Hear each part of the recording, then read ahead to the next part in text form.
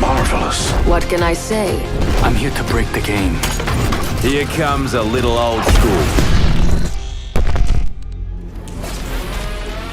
The hunt begins. This mask has seen life through death. With each victory, I rise to a new army. And with that, blessed is your departure. For altar.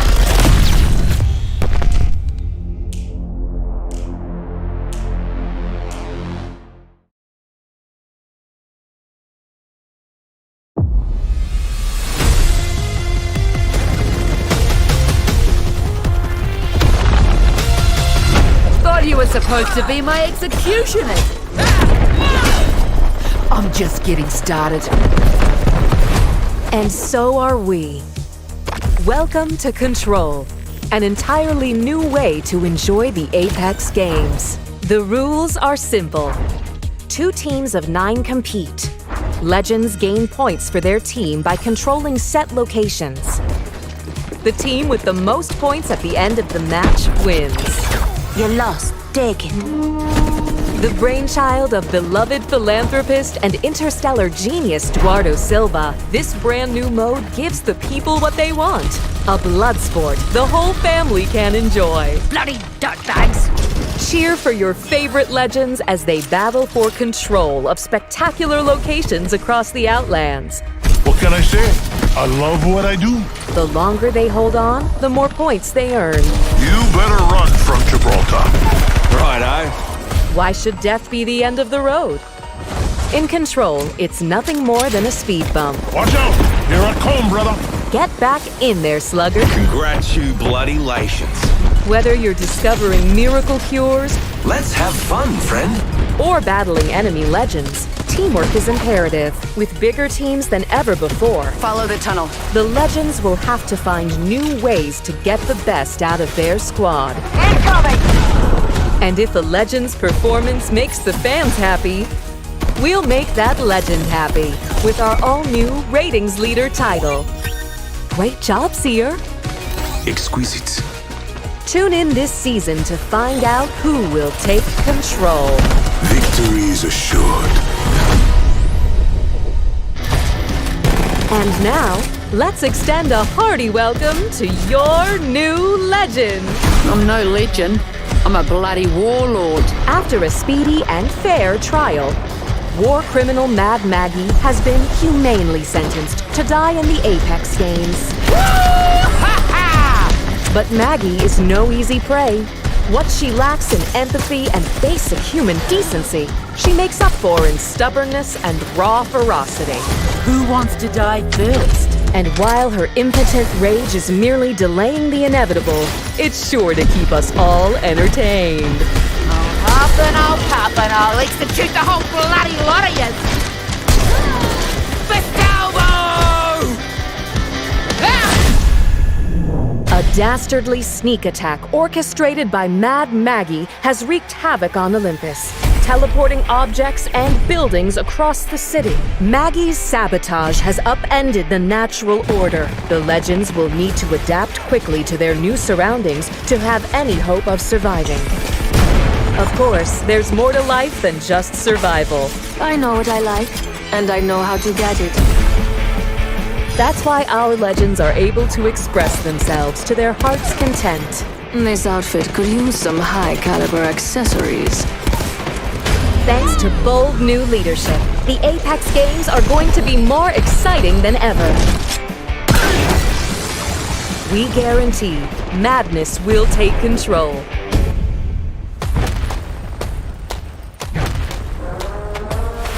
Can't stop, won't stop. Charged and ready.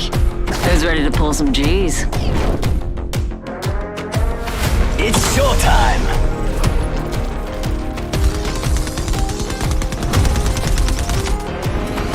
Fly. Fight. Win. Marvelous. What can I say? I'm here to break the game. Here comes a little old school. The the hunt begins. This mask has seen life through death. With each victory, I rise to a new army. And with that, blessed is your departure. For altar.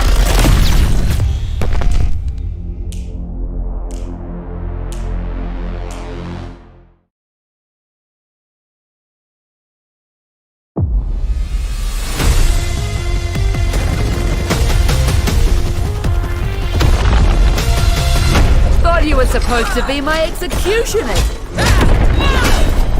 I'm just getting started. And so are we. Welcome to Control, an entirely new way to enjoy the Apex game.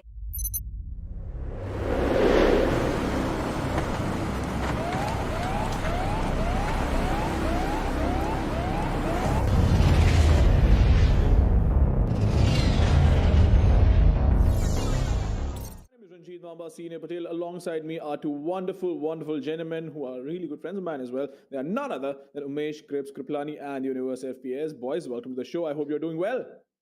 Thank you so much for the warm welcome, Mamba. It's a pleasure to be back here, and it's a pleasure to be casting Apex Legends, a game that is so wonderful that you can't stop playing it once you begin. It's so addictive, and just like this tournament, you guys will be glued to your seats right until the very end. And there's a good reason for you to be glued onto your seats because we have some exciting giveaways coming up. Oh, absolutely. Yeah. But Universe, no, I just wanted to come to you and ask you how you're doing because, well, I know Krips really loves the game. I know you do too as well because I've seen you folks play the game way too much. And I do, when I say this, I actually mean a little too much for comfort. But Universe, how are you doing, man? It's been a while since I saw you. Yeah, I think it's been a while since I came onto any screen, but I'm glad I'm back here and I am here for one of the games that I honestly love about Battle Royale. I think Apex is one of those games that I enjoyed playing, getting around to different Battle Royales. This has been that high octane, fast paced game that I really love, which has, the characters have their own abilities and stuff like that. I think I've devoted over 1,200 hours to this game. So being able to cast it, especially, alongside this huge event, is a great honor and I'm looking forward to this. Oh, absolutely. 1,200 hours, by the way, is equivalent of 6 commercial pilot license. I believe you need like 200 flying hours. So 1,000 hours in any game is a little too much. It's ironic that I'm saying this because I'm pretty sure I have titles where I've clocked 5,000 hours or 4,000 hours in a couple of titles for sure. But the format of this tournament, right? Of course, today, tomorrow, and the day after, every single day, we are going to come online at 4 p.m. in the evening and, of course, go live with all these incredible matches that we have. But we do have 60 teams divided in 6 groups, Krips. And these are a lot of teams, a lot of promising players, as well as some really prominent community figures that I've been watching personally and I've been interacting with. So it's going to be a lot of fun to watch. Definitely, especially when you've divided all the teams and you don't know which ones you're going to be facing at what time, especially now that there's a lot of underdogs also rising in the scene. There's some people that we've heard of and they've been playing in almost every Apex Legends tournament since the last 2 years. But then there are some new names who just come out of nowhere and surprise the hell out of you with their nutty movement, their nutty aim. And almost everyone in the lobby is just tap strafing around, wall bouncing every single place. So those kind of fights, I always love watching them. And when these well-known names and well-known figures pop up on your screen, you get excited for a second, but then you get even more excited because they're going up against someone who you've never seen and they're going toe-to-toe. So then everything you knew about that player, everything you knew about the game kind of gets challenged over there, and that's the beauty of it. When you see those young underdogs rising, that's when you really, really feel proud to be a part of this community. No, absolutely. There's no doubt about that. I'm pretty sure there are going to be a couple of storylines that you do have this David versus Goliath sort of a storyline going on because we have. I do believe there are players across all the ranks as well. We have people, we have the streamers who are up there, and a lot of people who've been playing this game purely out of passion and have been grinding it out for the years. But what's coming to you, right? It's a massive tournament, 1.5 lakh rupees at stake, not a small prize pool, is it? Yeah, I think that, when you talk about, when it comes to a prize pools, this is, a huge chunk of money that people are competing for. And I think that, the overall competition here needs to reside on, as much as I would like to say that, competition, kind of gives away, that there are different people of different ranks here. I say that, you never really can count out anybody at any point of time because if there is even one person from one team who knows how to survive in that chaotic map that we're going to be playing in. And if they're able to make it to the end, get a couple of one or two kills around and be able to secure the placement points, which are going to be very important to them, getting into the top 5, getting into the top 4, surviving for as long as possible. It is going to make things very chaotic, and honestly I am looking forward to everything that these players are going to be providing, because the whole stature of Apex Legends is chaos. I think that the fast-paced nature of this game is what excites me so much, because you never know whom you're going to face at what point, and it's almost as if there's a missile coming at you and you won't even know it's coming at you until it's like 5 meters away. So that's how explosive and high paced this game is. No, but there's one thing I must bring up, Chris. Before I'm really sorry to cut you off, but there's one thing I absolutely have to mention. That we all talk about Apex Legends being so fast-paced, but there's one thing that we always end up missing out on, and that is the reliability on your hardware, right? And NVIDIA has some crazy GeForce Esports PCs, which of course also has NVIDIA Reflex, which is of course the latest thing that has come out from NVIDIA, and the GPUs. It really takes away that input lag that you've had. Of course, across all the titles that we've played over all these years, we've seen all the players complain about it. And being able to react faster, especially in a game which is so fast-paced, it does give it edge, doesn't it, Crips? Oh, definitely. The extra 30% performance boost that NVIDIA Reflex provides to you takes away the input lag. And that could mean the difference between a 10-meter Pathfinder grapple or you flying halfway across the map and landing on someone's face. That could be the difference between your Gibraltar Dome landing on the ground just in time to protect yourself from an incoming defensive bombardment, or the dome just disappearing midair and then you're just wondering, wait, how am I still getting shot? That could be the difference. Well, true enough. No, but Universe, you know what? I know all the folks who are watching outside are really excited, but I do believe you guys are more excited, even more so than the audience, because you've been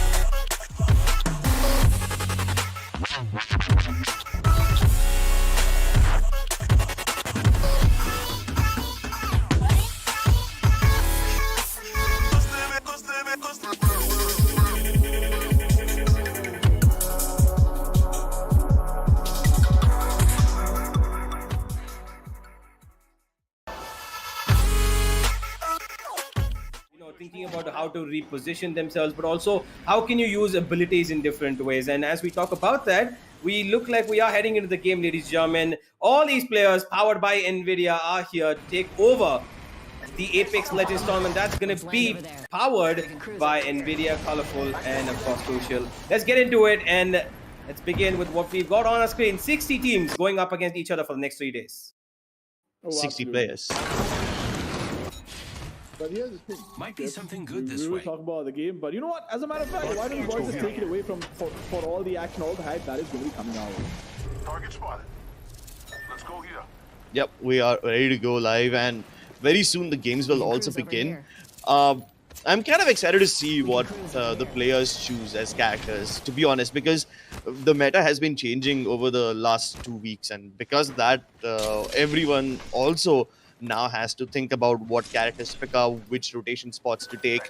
For those of you who are wondering, what map are we going to be playing on? This is going to be Season 10 World's Edge. Yeah, this is going to be Season 10 World's Edge, and you can already see there's a lot of players who've gone down across multiple places here. There's a couple of teams spread out across the middle region of the map, and they're getting up as much loot as possible. And you can see that while there are a couple of fights that are, coming up to be, I think that's going to be around the climate changer. And I think that over there are 2-3 teams who are making already a bunch of, progressment in terms of fights. There are, a lot of teams that are still gathering up a couple of weapons that, not really as favorable for them. They do have the black market available here. Phoenix, Whitey, and the rest of his team who are gathering up as much loot as possible. Of course, having a Loba on your team does make things a lot better. I mean, Loba is one of those characters that has only recently started to get picked up. I mean, the Gibby and the Valk, these guys have been the staple characters that almost every team picks up in the ALGS. Sometimes you'll even see a Caustic, because that ultimate can be extremely crucial in the last circles when there's so many teams in such a small clustered area. Even Ash, for that matter, sometimes gives you quite a lot of recon. It gives you all the information about where the legends are, where the third parties are happening. And speaking of third parties, there's already one fight about to go down, but they haven't initiated it, just looking at each other. But yeah, speaking of that, the Loba recently started to get up into the meta because a lot of teams have been finding themselves out of ammo in these crucial fights. And that's probably why the Loba becomes very relevant in the latest meta. Of course, not everyone's comfortable with it. Yeah, that is true. I honestly would love to see a little bit of wingman action. I think that it's a very strong weapon, but if only used in the right hands. Looking at the circle, it does have a little bit of a southern direction to it. There's a lot of teams who are in the northern position of the map at the moment, and you can see here, while there was an initial fight going on with Phoenix YTN team, they have chosen to go away from it. They're not really engaging in an early fight right now. They want to try keep themselves alive for those position points, which start coming up once you go up from 15th position and upwards. And it's quite a bit that they're gonna have to store up in terms of shields and stuff. But I do have to ask you this, Clips. I think that having a combination of two weapons, would you actually keep a shotgun with you? And do you think that it's as useful as keeping, one SMG and one rifle? This way. There's a jump tower over there.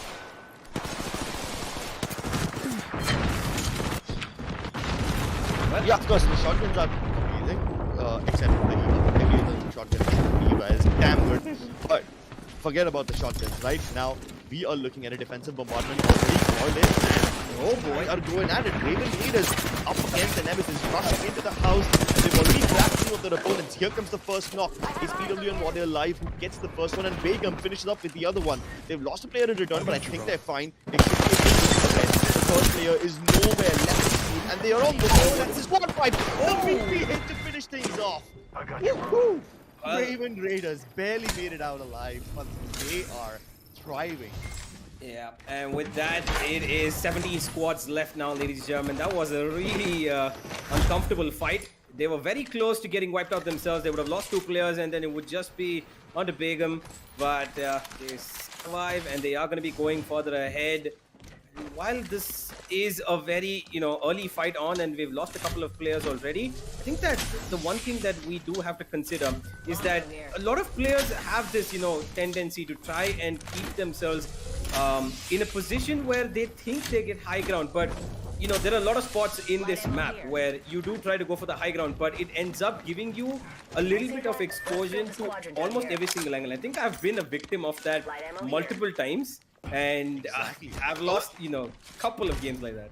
The most iconic fight was last season. It was, I think, DSM fighting in North American ALGS. They were stuck in this low ground corner, which on paper looks like a terrible spot to be in, but then considering how small the circle was, no other team could shoot at those people without getting shot by somebody else in return. So the low ground position turned into a little bit of an advantage for them. But we'll talk about that later. Here we have another fight going on just on the edges of the geyser, just on the edges of the caves that connect this place to Overlook. And we have Ringmasters coming out of the caves, trying to hunt down their opponents.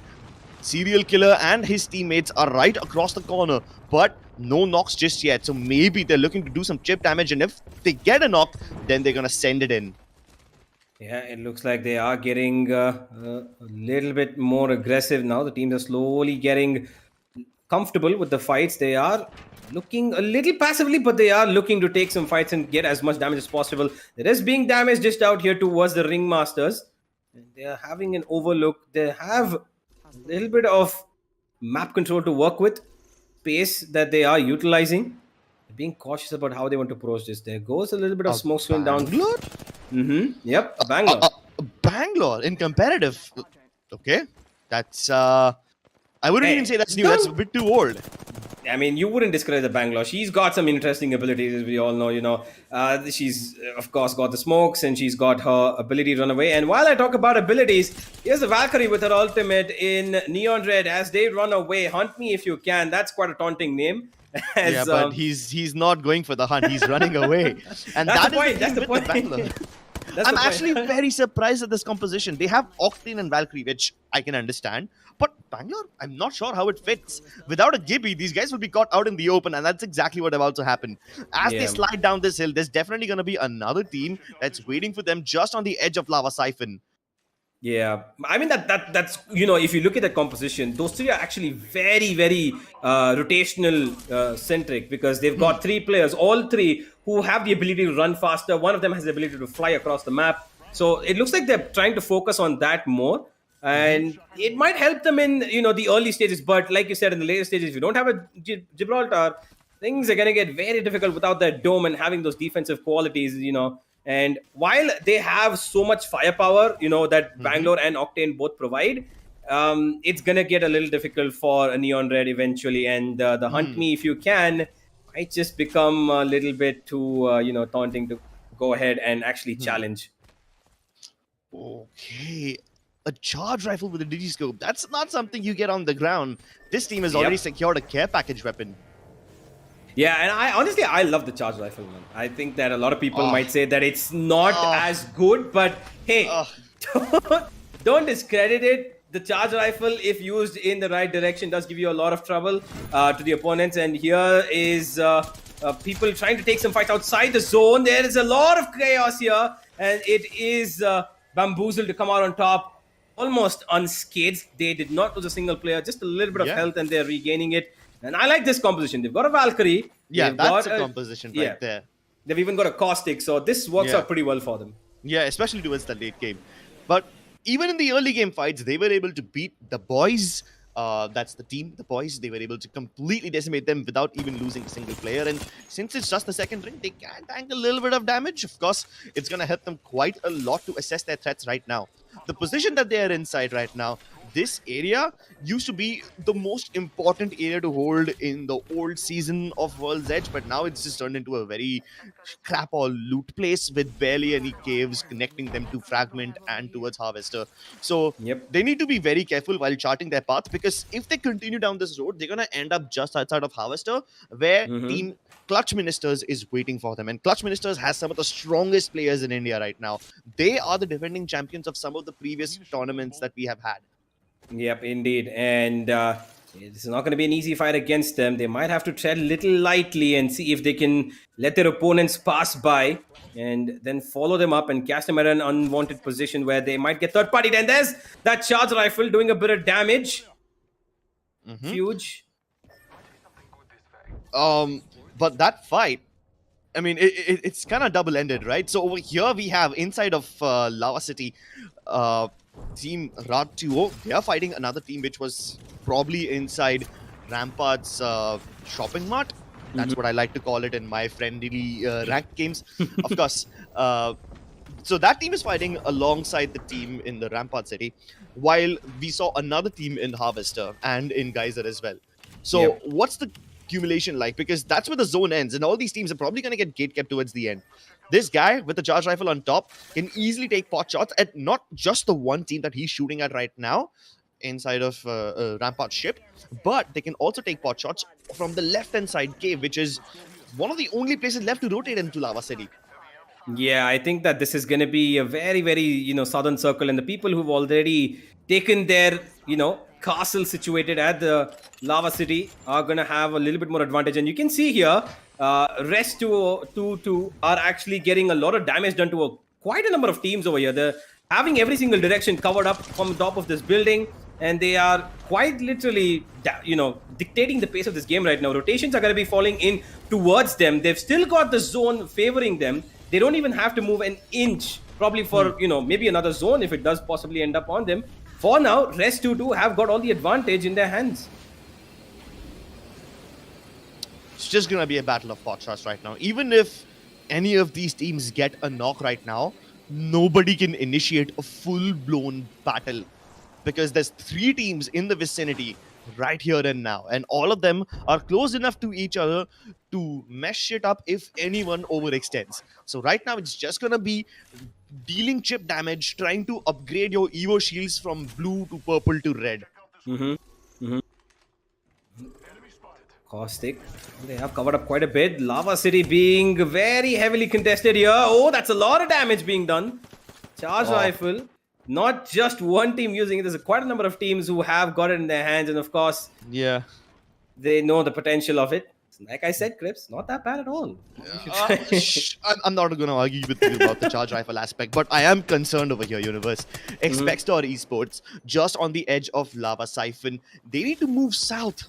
There's two little valleys that they can use to get out of. Both of those valleys are occupied. One with that Bangalore squad that we spoke about before, and the other one by this team. Now, Ratu, I think this is a great position for them to hold. They just have to move out a little bit and move into the cave that's directly underneath them, which has the loot pod. So they're absolutely safe. They can even rotate into the next zone without any problems. The problems will begin if other teams also decide to enter the cave, and they have bigger fish to fry. Forget about the cave. They need to deal with their own building first. Yeah, that Bloodhound works to perfection. One of my favorite legend in this game, thanks to his recon ability. He spotted a two, and now they're going to be very aware of their surroundings. They've got a couple of players under them. They've got a couple of players around them. While the zone is quite literally next to them, they still have to take these fights head on. And there are still a lot of people around the zone moving into situations where they might find themselves a little uncomfortable. But here is Expector Esports, who are trying to keep themselves under that Gibraltar dome and keep themselves alive. Oh, that's a lot. That's a heavy bit of damage to be taken. While, he actually gets sprayed down completely. He did not expect that. He did not expect that his opponent's going to be peeking him because his team was down. And here we go. A little bit of cover being taken, but they've already lost one of their players. And I don't think that he's going to be able to revive the... Yeah, he's probably gone. Yep. Dokipas died right there. This is the third zone. They need to hurry as well. Valk Ultimate not completely charged, but Ratuo is trying to gatekeep some other team. Probably the team that was right beside them. Oh no, but they're going to land up into another squad which is holding at the top of Dome. And this is a disaster. They might be able to swing right, go a little towards the tree region. But then again, there's no guarantee of safety over there. Zero Mighty has already knocked out one of the players, and Lethal is trying to follow up, but he gets knocked in return. Now it's time for Ratuo to move out. There's a team in the cave already waiting for them. The nades are doing quite a lot of damage. Ordnance completely on point over here, as they need to buy just a little bit more time to reset. One of the players already knocked. They are up against two people now. 2 versus 3. Continue going into the cave, deeper and deeper into the lion's den. But maybe they don't have to send it in just yet. They're on the edge. They're safe for now. And they know for a fact that the team inside the cave might have had enough time to revive their fallen player. So they might as well just take it slow and play it sensibly. They have options as well. If they don't want to go from inside the cave, they can go around the southern side and rotate all the way around from tree. That is also an option that's available, but will they exercise it? Meanwhile, on top of Lava Siphons, we have two teams in trouble. Hard Stuck over here is one of the teams fighting inside Lava Siphon against probably that charge rifle squad that you saw earlier. Yeah, that is true. And here, inside the tunnels, there's a lot of commotion, and it's all about rotational here because they're trying to get out of there. They know they need to go to the zone. But if you do look at the zone clips, about 3/4 of it is in open areas. There's going to be an all-out fight, an all-out brawl that's going to be coming in just about a couple of minutes over here. While they are taking control of the mid region, there's a lot of commotion across the entire map here. So much happening, and here is Asgardians who are going into the galaxy to get in some kills, but they've lost one of the players. They're fighting in for their lives here. There's the Peacekeeper doing a lot of damage. The Gibraltar's trying to stay alive. The shields come up, but there's no way they're going to be surviving this. The caustic damage comes in with everything. And the Asgardians, wow, that was quite an aggressive push. And I did not expect them to, go in with even after taking so much damage, because look at young Draco. Exactly. He's 1 HP. Yeah, but he can heal up. That's not the problem. The problem is the zone closing in. Now, luckily for them, if they try to move ahead, the teams that's ahead of them will have other problems to deal with. So this particular team, as Guardians, will be safe. Meanwhile, Clutch Minister still fighting it out on the edge of Lava Siphon. Both the teams have forced out the Gibby Domes, but the Valkyrie has been knocked out. It's only up to Edith. He's the one who can make a difference. Trying to finish them off before it's possible, but Raze will not be allowing any revives over here. He jumps into the portal at the nick of time. He survives, but Scorpion ready to gatekeep them. He's camping just on the other side, and he might be able to get the Eva. Goes ahead. How is the Eva doing so much damage of all weapons? Jumping down. There's no shield swaps available. There is a dead box right there, but he can't get to it in time. And one team survives. But no, the zone's probably going to decimate each and every one of them. I really hope they have a Valk ultimate ready. Right next to it, they've got the zone, but there's a lot of utility being dumped onto them. And here's another fight going down just outside of Lava Siphon as they're trying to get into the zone. A lot of heavy fights here. There's still 6 squads left. It's still bamboozled on top of things here. They've taken the high ground and they're trying to keep themselves alive. There's one more squad that goes down. And Neon Red, they only have the one man left. Hunt me if you can. His guy is living up to his name and he's hiding in a corner, trying to stay alive for as long as possible. Yeah, keep himself getting those, placement points. Yeah, but he has a mobile respawn beacon. He can easily get his teammates' banners and bring them back down on the ground. There's even 50 seconds left. So if there's no enemies around his teammates' death box, he might be able to get to them, but no. Team Bamboozled is right there. There's no way he can grab them. He sees them, decides to, it's better back off. And that is the right decision because Clutch Ministers just died over there. There's no way that he can recover their death boxes either. Neon Red might be in a lot of trouble, but even more trouble is, Team Ring over there, Ring Masters. It's irony that they call themselves Ring Masters because they're the ones who are stuck at the very end of it. Yeah, they're just trying to keep themselves undercover for now. They don't want to give away any sound cues. Look at EFD refugees. They're also, the entirety of this map now has circled down to the zone coming into one open spot right in the dead center or right next to Lava Siphon. And while there's one team that has gotten, control of that zone, there are still 5 teams left, out of which 4 are out of the zone and they're trying to get in now. And there's going to be a fight coming in. You can see there, he's got a passerby who's going to take his team into a little bit of safety zones. He's covering up the spaces for them, scouting out if there's anybody around and waiting for that push down. The Valkyrie, even though they get down to safety, they're still not easy to get out of this. There's a lot of damage being done. Paradise, Suja's Paradise gets one. And my god, there's so much happening on the screen. It's difficult for me to keep up, let alone the players themselves. 5 squads left. There's 2 teams on the southern edge of the circle. One of them is Team Hardstuck and the other one is Apathy's team. Now, the problem over here is for both these teams is if they start fighting each other, it's going to give the other teams who are stuck outside the zone a chance to get back inside. They don't have to worry about getting third party because the high ground does keep them a little bit safe. But all the other teams who currently are zone screwed will have a chance to get back in. He's going to pluck them off midair. The devotion not reliable enough. But White Dead does knock out Nobita Doraemon on the other side, which also results in the takedown of Apple Link Gamer. Now, here comes the team from the top. Hardstuck driving down below. They're fully committing to this fight. Gibby Dome also extracted, but they can get shot from the bottom if they do not stay on top of this cliff. The problem with the cliff is they're going to be forced to relinquish this high ground after some time anyway. So they there come the rockets. The Gibraltar ultimate for now. As long as they survive this, Hardstuck is going to be in a sweet spot. In fact, they might just be in a god spot because they have angles on 2 teams from here. And both of those teams are the only ones left. The beam comes through. 2 people behind the blue container, broken already. It's a 2v1v3. Oh, turn it into a 2v2 as Guardians also lose their Caustic. Caustic obviously could have been a big deterrent for the enemies in these last zones. But will they be able to get him back on time? The dome is indeed available, but young Draco has lost his life. And knocks are going down left, right, center, everywhere. Yeah, there's just about 3 teams left. A couple of players who are trying to put the pressure onto each other as much as they can. Here's the high ground for Hardstuck now. Now, they're the ones in control. The blue shields are not going to be lasting for that very long here.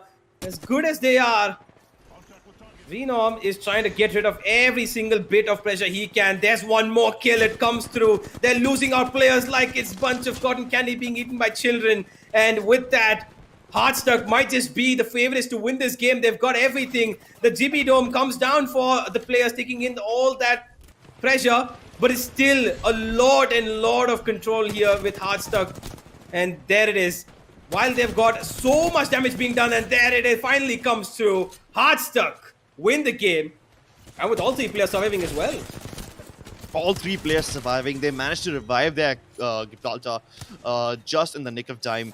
And look at the weird composition that they have. The Fuse, the Horizon, and the Gibby. Not at all the competitive lineup that you would like to see. And they were up against teams who had the perfect composition. You know, they were up against Caustics and Valkyries, people who have the ability to reposition themselves. And I am just so heartbroken that the Caustic lost his life. And if that did not happen, then the Asgardians probably would have been able to get a lot more map control in that end circle and probably even force Team Hardstuck off of that high ground area. Like, imagine the Caustic Chemical ult being dropped on top over there. They would have been forced to get downstairs and fight them in the dirt.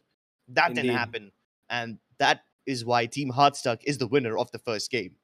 Indeed, they got, they took control of the high ground the minute they realized, they were just laying low for so long. They just waited for the right time to pounce. They took control of the high ground, and they just found the 2 teams that they were fighting each other, but at the same time, they were at such, vulnerable positions that Hardstuck just got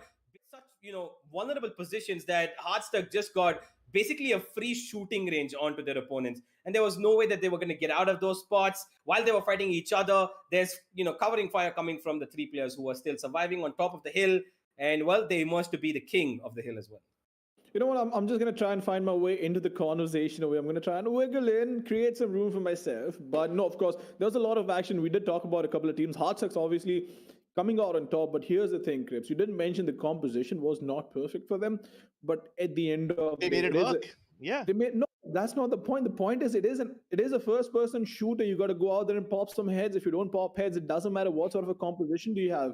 At the end of the day, you need to get those kills, and if you can get them, regardless of what your composition is, it works out.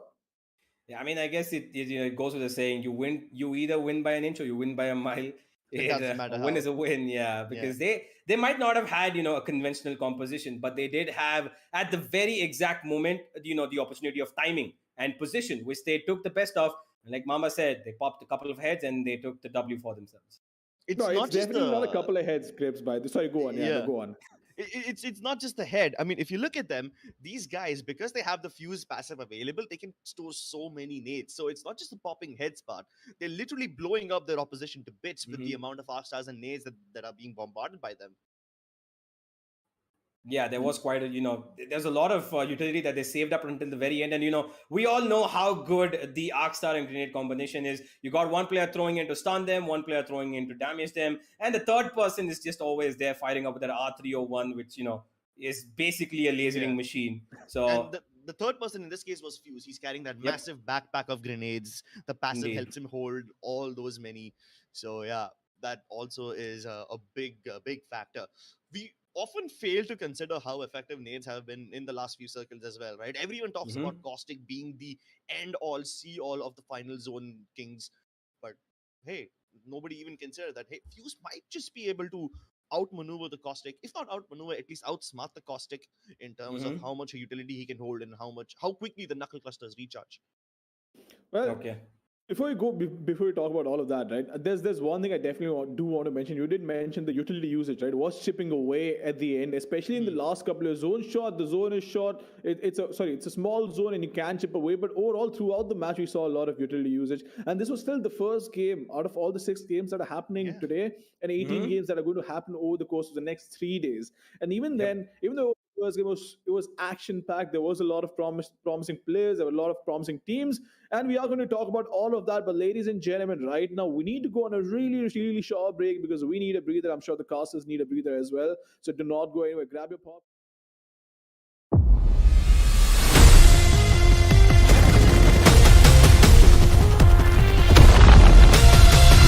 Thought you were supposed to be my executioner.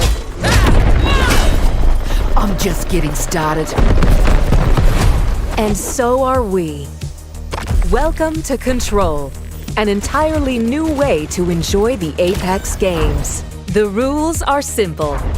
2 teams of 9 compete. Legends gain points for their team by controlling set locations. The team with the most points at the end of the match wins.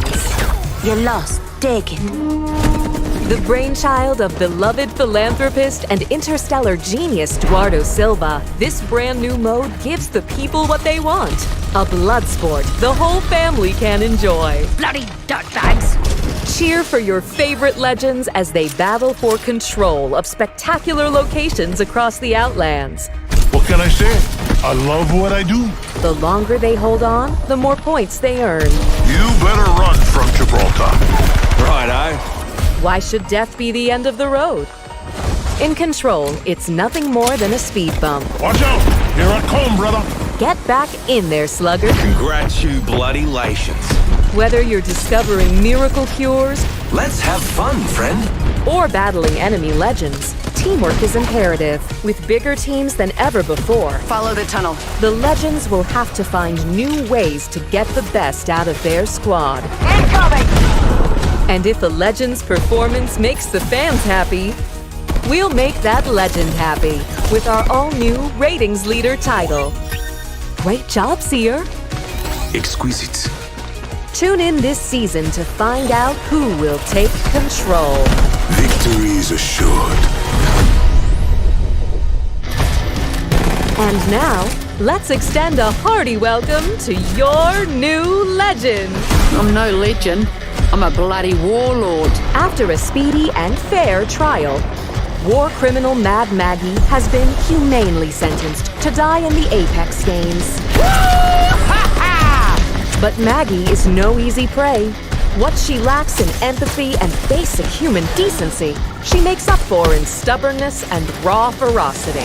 Who wants to die first? And while her impotent rage is merely delaying the inevitable, it's sure to keep us all entertained. I'll pop and I'll execute the whole bloody lot of you.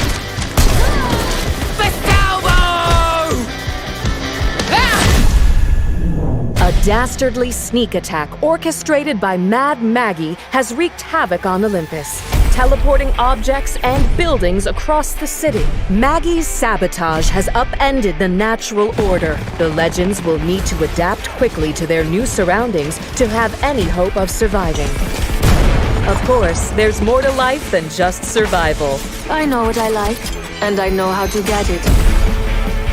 That's why our legends are able to express themselves to their heart's content. This outfit could use some high-caliber accessories. Thanks to bold new leadership, the Apex games are going to be more exciting than ever. We guarantee madness will take control. Welcome back, ladies and gentlemen, to the NVIDIA GeForce Esports Festival Apex Showdown, sponsored by Crucial and Colorful. My name is Ranjit Mamba, Senior Patel. Alongside me are still the only two gentlemen who are going to be joining me throughout the duration of the tournament. Then none other than Crips and Universe. Crips, Universe, wonderful first matchup. A lot of action, a lot of promising action as well. We saw crazy utility usage, some really good plays, and a team which is coming out on top, which came out on top, as a matter of fact, were called Hard Stucks. Clearly, the only place they were stuck in was the last zone and at the top. Yeah, I think that Hardstuck clearly, had their entire situation dependent on how they would find the most opportunistic timing, how they would get themselves into a position where it could, be the most useful for them. And honestly, in battle royales, that is what matters the most: the timing and the way that you can actually affect multiple teams at a time. And it worked out for them perfectly. Let's see if they're going to be continuing with the same situation again. Are they going to get it for them? Because while the zone was not in their favor, they were constantly underneath basically everything that was happening, and they eventually got to the end, found themselves some kills and good number of points as well. But are they going to be able to repeat it this time is the question.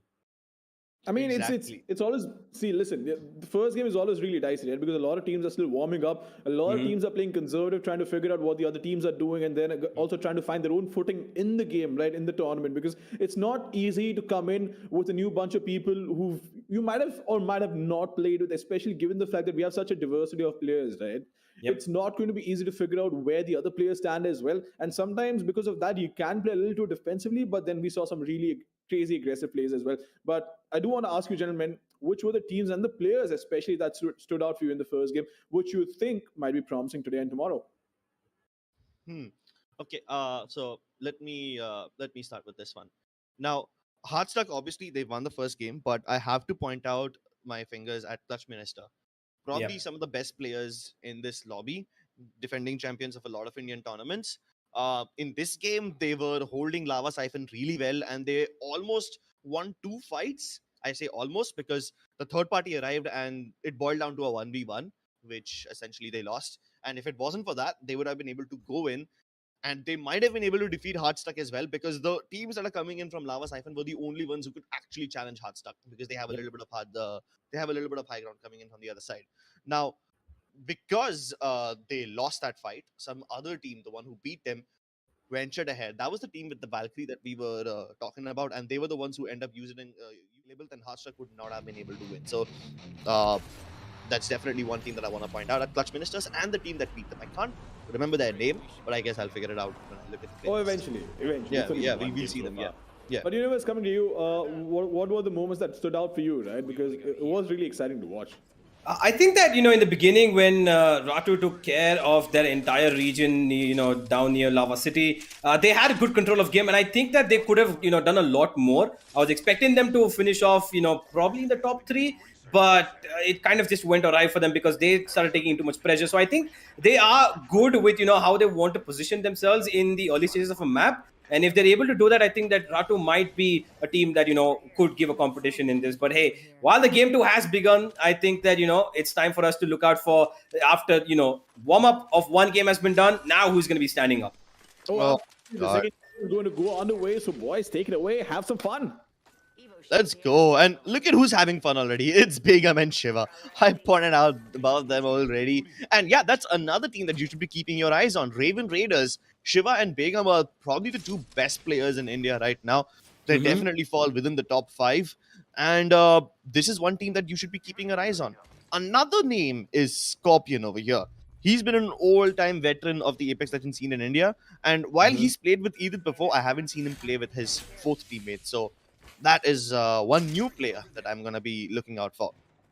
Yeah, I think that this is, a chance for them to try and maybe get a little bit of early control in this game, get a couple of points, show that they are able to work out this game. There are a couple of more to go today, but if they are not able to, secure themselves a spot, then the finals might just be a little too far off for them to dream about.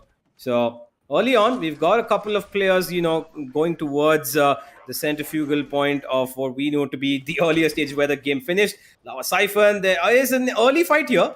You can see they're trying to keep themselves a little bit covered. Look at where exactly the spots of both these teams are moving along. And while there's not really that much fights happening towards the northern side, there's another southern circle that's come again, Crips. And this is now towards the southwest. Now, we are going towards a little bit of what I would expect to be, another lava-driven fight, but with lava that can actually damage you. Jokes aside, the last zone going towards Lava City and then moving a little towards Doom was, to be honest, one of the most unfair circles that you can see in this game. The rotation is absolutely exhausting. Yeah. First, you have to cross the treacherous Fragment City. Then hop on over to one of the three passages that take you towards Harvester, and then somehow rotate past the open areas of Lava Siphon and find a place in between the Geyser and Lava Siphon, which is so open, so wide. It's one of the worst spots to be in. But let's take a look at the map and we'll have a fair idea of what's going to happen. Thermal Station, being the high tier loot zone, is surprisingly not contested that heavily, but there are teams lying towards the tree and towards the Lava Siphon region as well. That's Apathy Buy's team that you see in Lava Siphon right now, one of the top three teams of the previous game. Right above them in Harvester is Scorpion and Edith, a team that you should be keeping your eyes on. But I see two very interesting names over here, Universe, and they are One Tap God and Paradox. Oh, you know where you heard them before? Oh, yeah. I know where I've heard them before. I know where we've seen these players a number of times, and I think that they are going to be looking to, be as competitive as possible. These guys clearly have established themselves across multiple storylines of multiple esport title bus. There's an early frag coming in. Did he just get him with an arc star? Oh my god, he definitely That's- did. oh. Team 5 in trouble. They're getting bombarded by arc stars, thermites, caustic traps, and their own caustic trap has seemed to fail. They are seeing the other Valkyrie try to reposition outside. So Team 5 definitely in a lot of trouble. The Gibby Dome won't really save them now, but at this point, the second team's Gibby Dome might just keep them alive for a little more time.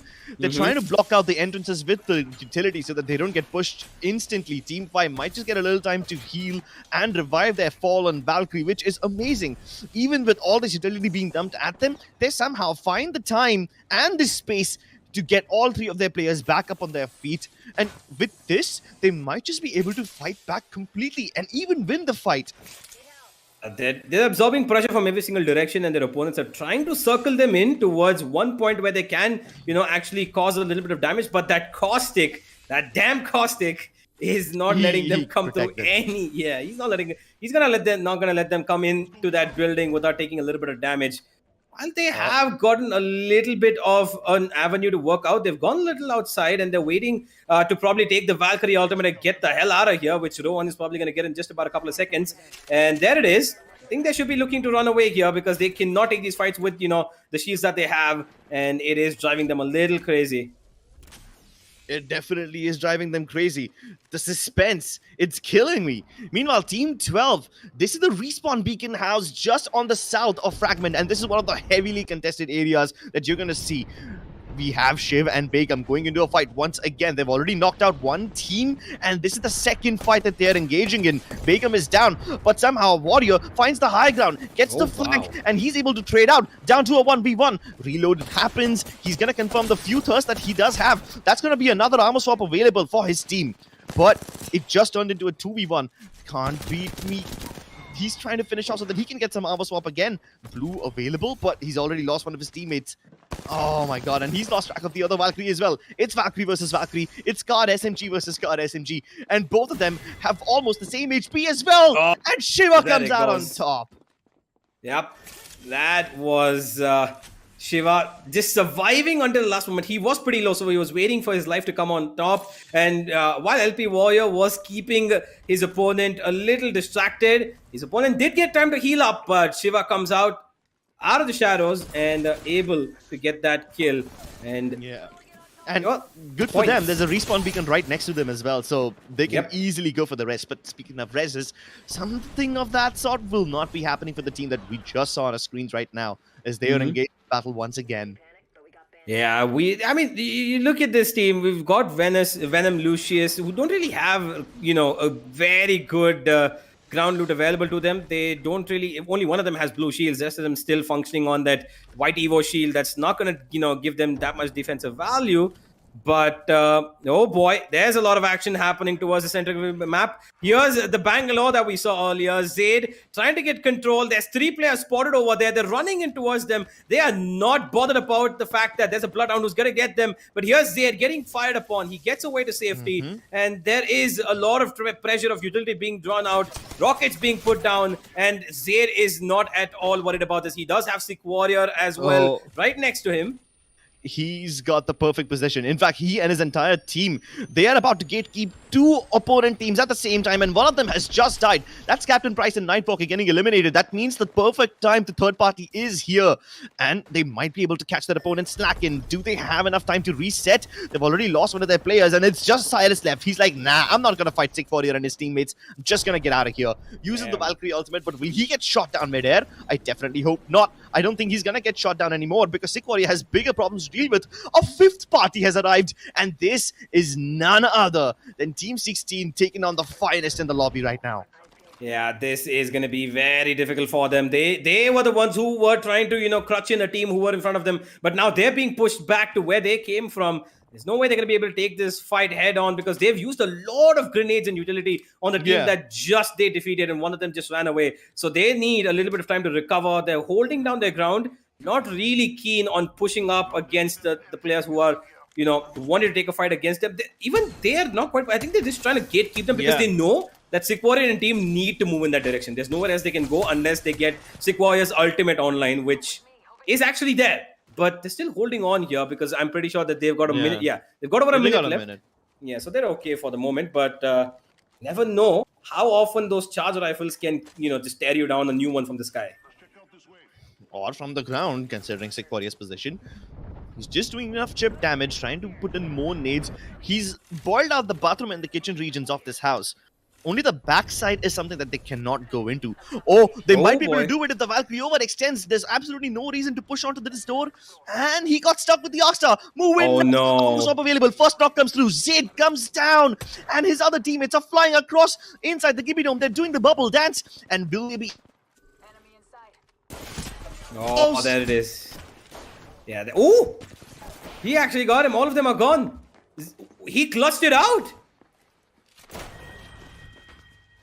Wow. That was insane. Zed. What a play from him. What a clutch play. I know. Now, right? and now there's another team coming in. Oh no, but this is a different region. So Sick Warrior and his teammates are fine. Now, this fight is happening just on the edge of the railway tracks that connect Lava Siphon and Harvester.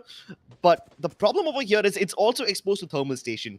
It's a damn good spot if the circle is favoring you. But for now, Sick Warrior and his teammates are just going to be glad to reset and live through that fight. They have no worry about getting into the circle. In fact, I don't even think they need to use the Valkyrie ultimate. They can just walk right inside and they'll be fine. So yeah, Team 16 definitely not in trouble right now. Although I am kind of concerned about the team that we just saw a second ago on that goat pass next to Thermal Station. Yeah, they don't really have as much, progress to play with because they're kind of in the center of the zone and they're in a position where they're exposed to multiple different avenues. And while we will see them a little bit later, I think that for the moment, here's Dokebaz and IG trying to get into the zone themselves. They are trying to look for a position where they can, just hold the ground and maybe get another top 5 finish as they did earlier. And here's Sick Warrior and gang after a huge fight against multiple teams getting in towards the zone themselves as well. Quite a lot of teams are actually, still outside the zone. They're struggling to get in, but look at Edith, Copian. They're taking fire already. They know that there's a lot of players around them and they are stuck in a building where I quite honestly don't like this positioning. They could be cornered in multiple ways. They could be cornered, but for now, this is a great position to hold. Consider the size of the circle. The third circle is about to close. They have a position already inside the fourth circle, which is brilliant. Yep. They have a Gibby, which is good for defense. Edith, of course, can go outside and do the portal plays if he wants to be a little more aggressive, but it's a great position to hold considering the areas around you. If these number of squads continue to stay alive towards the end circles, then that house is going to be probably the best piece of real estate that they can ever get. Okay. Meanwhile, up on top of Harvester, it's Team Toxicity trying to blow someone off the roof. Assault committed. They're going to tear a phase and they will find absolutely nobody over here. What I think they're trying to do is avoid Begum's team somehow. Or maybe get onto Begum's team. They are in the vicinity, but we do not know what the intentions are. But for now, the intention is to just stay alive and figure out every single position that the opponent is holding. Yeah, oh, there comes this charge from the top of Harvester. They got a little bit of chip damage, but not too much. They've been spotted as well. There is one. There goes the firing squad from Tazak, but doesn't really give out as much damage as he wants to. They're playing this a little passive. They know that they don't really need to take this fight. They've got the zone in their hands. And they're trying to keep themselves as much reliable as possible to end up in the last couple of zones to get themselves those placement points. No fights as particular towards Harvester, but this is always, as we know, been a huge roundabout for multiple teams in across multiple professional matches that we've seen. Harvester, while a good place for many teams, it can turn out to be a nightmare for quite some of them. And it's turning into a nightmare for Team Toxicity. It's just the Gibraltar left. Rudra Rahul having lost 2 of his teammates already in a spot where they cannot be recovered and cannot be revived. He might as well have to just play for placement points over here. In fact, the team that is trying to fire at them is not even sending it in. They're not even trying to finish them off. Sick Warrior's team has arrived on scene, but they realize that there's 2 fights happening over here already, so they need to take it slow. Yeah. They've got enough cover around here. Sick Warrior and team were honestly, thanks to Zayd, they're lucky to be in this position right now. Among the top 14 squads, because they would have been clobbered almost if Zayd wouldn't. I don't know how he clustered out, but he did. And now they're able to chip out damage. And look at that, Sick Warrior just casually chipping out damage in numbers of huge 60, 100 across multiple teams. They're keeping out an eye out in every single direction, and they're trying to keep themselves aware of every bit of their surroundings, because Harvester, if you take control of this entire zone all by yourself, you get so much to play with. But they've spotted another team, and there goes another fight. They're pushing them straight in. There's a lot of grenades going in as well, and there goes a piece of... Whoa, boy! Did he just fall down? Back up he comes. Oh, he's struggling here. No, lethal. He's not able to get... Oh! Not again! No, not like this. Oh, man, I've seen this far too many times happen to multiple players, and now he's going to be losing his life. Lethal. That must be heartbreaking. It is indeed heartbreaking. What's even worse is that he's close to his enemies, so if they don't thirst him, he might just turn into a dead box and maybe armor swap will be available. But the timing is absolutely terrible. Even Zayn goes down. The tick damage of Begum's thermite grenade is perfect. And now it's time for Begum to send it full in. At one point, it was Sick Warrior's team who was holding the high ground, but the tables have turned. And they're just trying to survive right now. Even that will not be possible for the most part. Everyone else will burn alive. Sick Warrior Zayd confirmed and thirsted. A third party has arrived on the scene, but I think Shiva and Warrior's team is completely ready for it. They still have the high ground. They don't need to worry. Bubble forced out at the bottom. There is a chance for Begum to get back on top. That is if he so desires to do so. Although he realizes that the one Valkyrie he was chasing is probably gone already. She's standing on top of the roof, and if they want to shoot down that Valkyrie, the last Valkyrie of Sick Warrior's team, they're going to have to go through the third party, and they kind of don't want to do that, so they're just going to let him survive for now. Oh, they can go around the other side. Of course they can go around the other side. It's Warrior. He is relentless in the pursuit of this one little Valkyrie who's just trying to survive and run away, but hasn't found the time or the opening to move. Well, while they've got Team 12 here, healing up Begum and LP Warrior, they're trying to get as much time as possible with this black market, or the shopping market that Crips likes to call it. They want as much, ground to be taken control of, but this is a good spot on top of Harvester. They're in the, zone where they would like to get control, but the zone is a little bit away from them, and there's players already situated in it. Here comes a lot of fire, and they don't have a lot of cover actually to, get themselves in. Just those walls that they need to sit behind, and the minute they start to move out of here, Crips, they're going to get fired upon heavily. Oh, I'm not even worried about getting fired upon. I'm more worried about getting fired upon by multiple teams. Look at this area. Kiba and Ajit are keeping themselves really quiet this game. They're not really taking up as much fights, as aggressively as they did last game.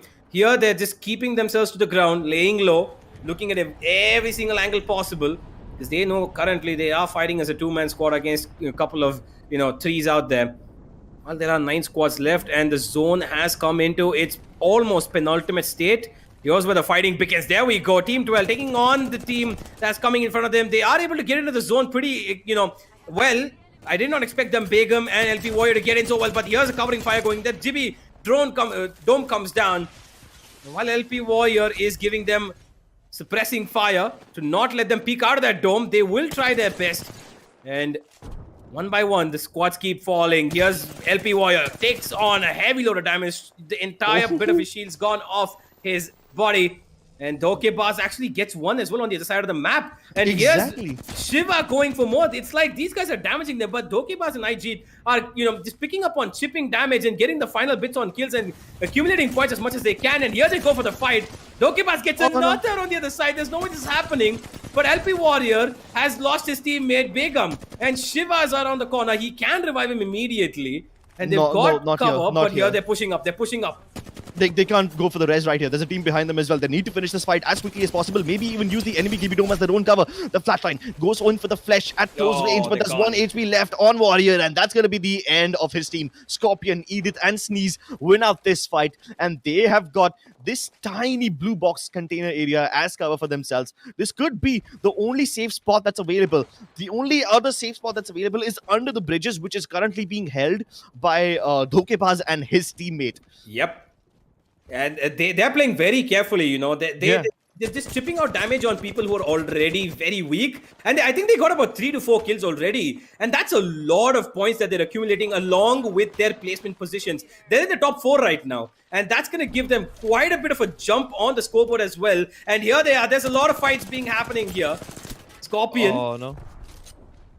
So we have Dokepass. He's actually trying to full send it in, and he might have just lost his life. There you go. That's one more team getting eliminated. Ajit and Dokepass's team gets completely destroyed, and that is going to be Scorpion's cue to move in further and capitalize on this chaos. The enemy team is already forced out their Gibby Dome. That means they won't have any cover left. Dokepass somehow from the grave still trying to pull off a miracle, but it's Team 19 who is just being a pain in his side, and they have just enough time to reset. Shields available. Even shield swaps are right there. So in case Sneeze and his team gets caught lacking, they will be punished heavily. If they want to commit, they need to do it on the back of a knock, which isn't that easy to come by in a zone this small. But the moment I say that, Sneeze is able to down one player, and this is their cue. Must move in right now. Gibby Dome available once again. They spot out the Caustic, isolating him, turning it into a 1v1, and he goes in for the PK shot. There it is, ladies and gentlemen. Indeed, perfectly executed game. They just crippled them to that, under the tree branch, and they had no place to go. Rockets being fired down upon them, and of course the grenades flying in as well. They just completely shifted them across multiple places. And here are your game 2 winners, Scorpion, Edith, and K-Sneeze. Well, this has been game number 2, ladies and gentlemen. We've got a little bit of a break coming up, and we shall be back with the Apex Legends tournament, NVIDIA GeForce Festival.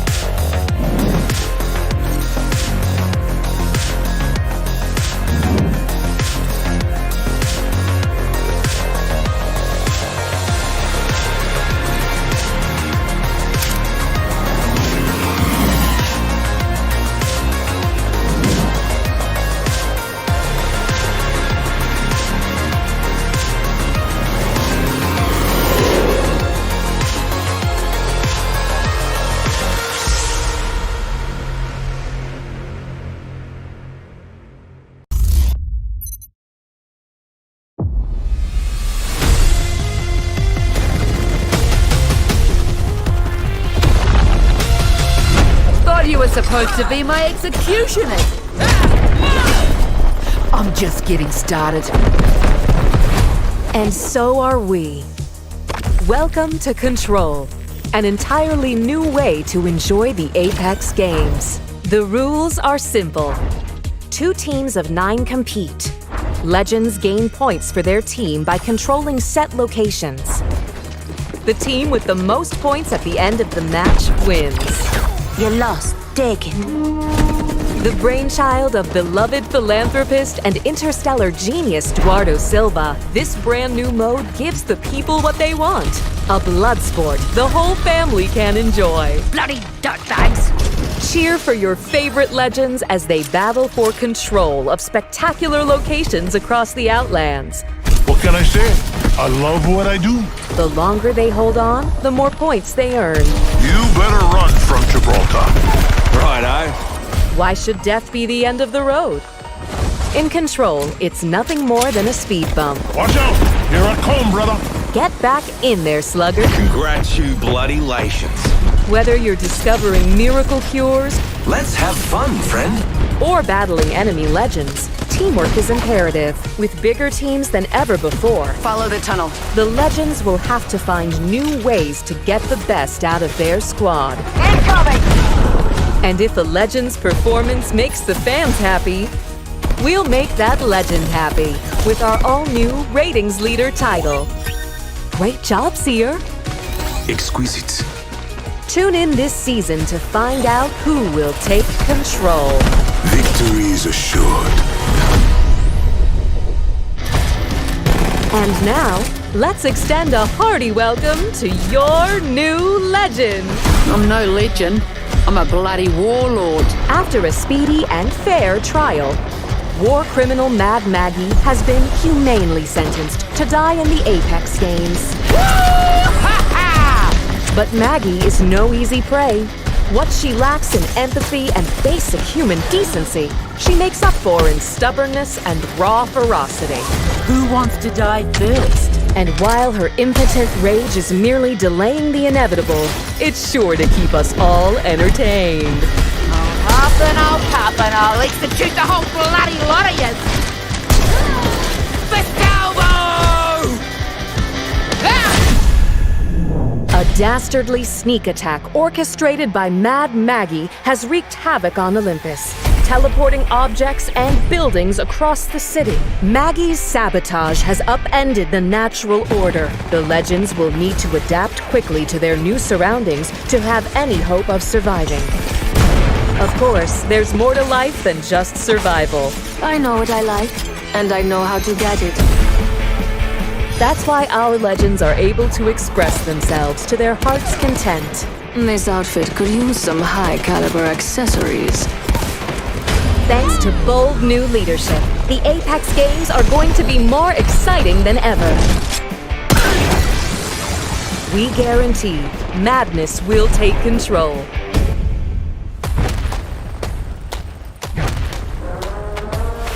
Can't stop, won't stop. Charged and ready. Who's ready to pull some G's? It's showtime.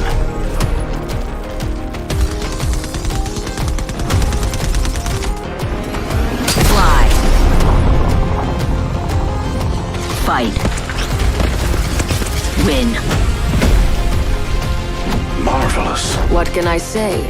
I'm here to break the game. Here comes a little old school. The hunt begins. This mask has seen life through death. With each victory, I rise to a new army. And with that, blessed is your departure. For altar.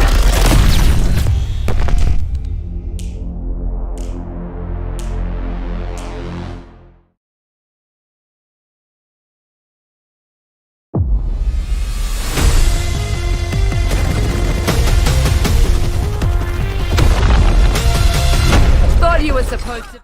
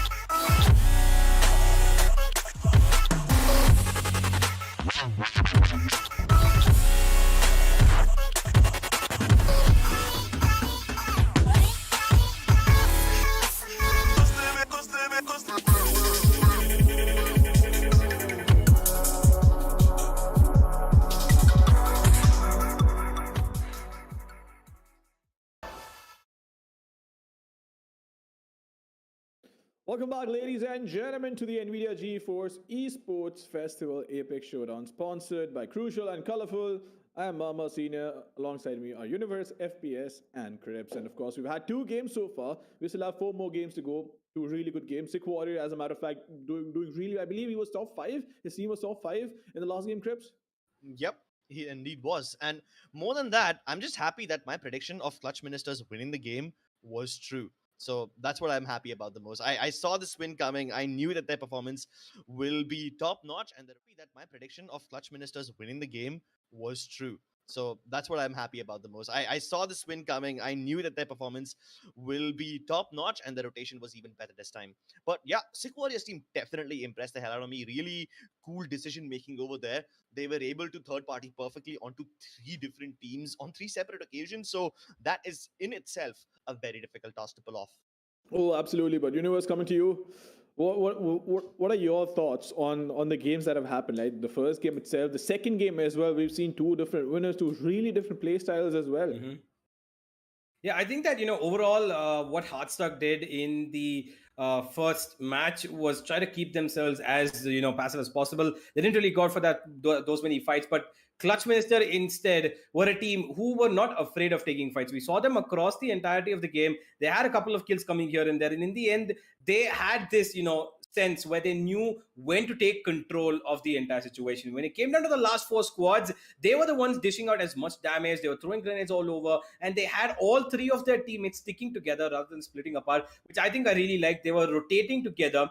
They had an overall control of how the pace of the game was being dealt, and with them dishing out damage and forcing other teams to fight against each other by putting them into positions where they were compromised.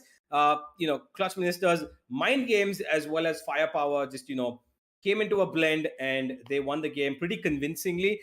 And honestly, I would say that they should be having a much better game going on further. You never know, they could pick up another game, maybe 2. And if Crips is right with the way that these guys play, they should be getting better with every game going. Exactly. I mean, the decision making was super good this time itself, and you saw how the moment they land, not even 2 seconds into the game, we have Paradox and One Tap God, 2 of the best Valorant players in the country, already out when they tried to compete over here. Mm-hmm. Those guys out. They then avoid the fight against 6 team while rotating into that narrow valley that 6 team was holding.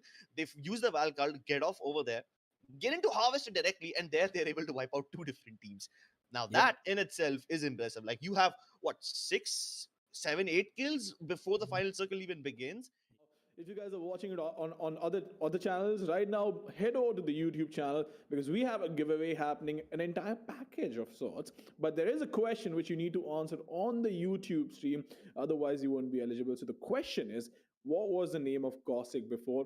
Anybody who gets the answer right, 1 random winner will be selected, and we do have a lot of things to give away, Crips. It includes a GPU holder, it does include a mouse pad as well, and I believe there is a way will be selected, and we do have a lot of things to give away, Crips. It includes a GPU holder, it does include a mouse pad as well, and I believe there is a waist pouch, and this entire package is up for grabs for you guys if you guys get the answer right of this question.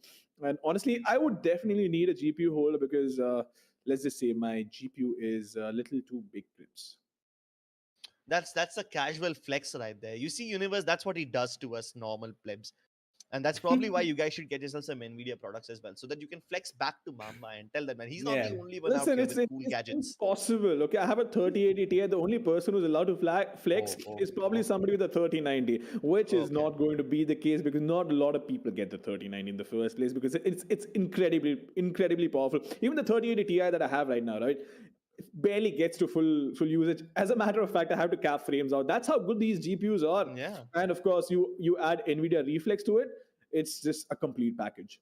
Yeah, I think these are just powerful PCs that honestly help the players who are playing right now, and of course overall performance increases by heaps and loads. And if you do want to get to know more about these PCs, the GeForce Esports PCs, head over to Kryptonite's website where they've got everything in line for you to know where and how you can get these PCs for yourself. And maybe you could be competing here in the next NVIDIA GeForce Esports Festival. You could be among the players who want to represent themselves, win that huge chunk of that 1.5 lakh prize pool, and it's all on store for you. Frames win games in NVIDIA, kryptonite.com. Go ahead and check it out.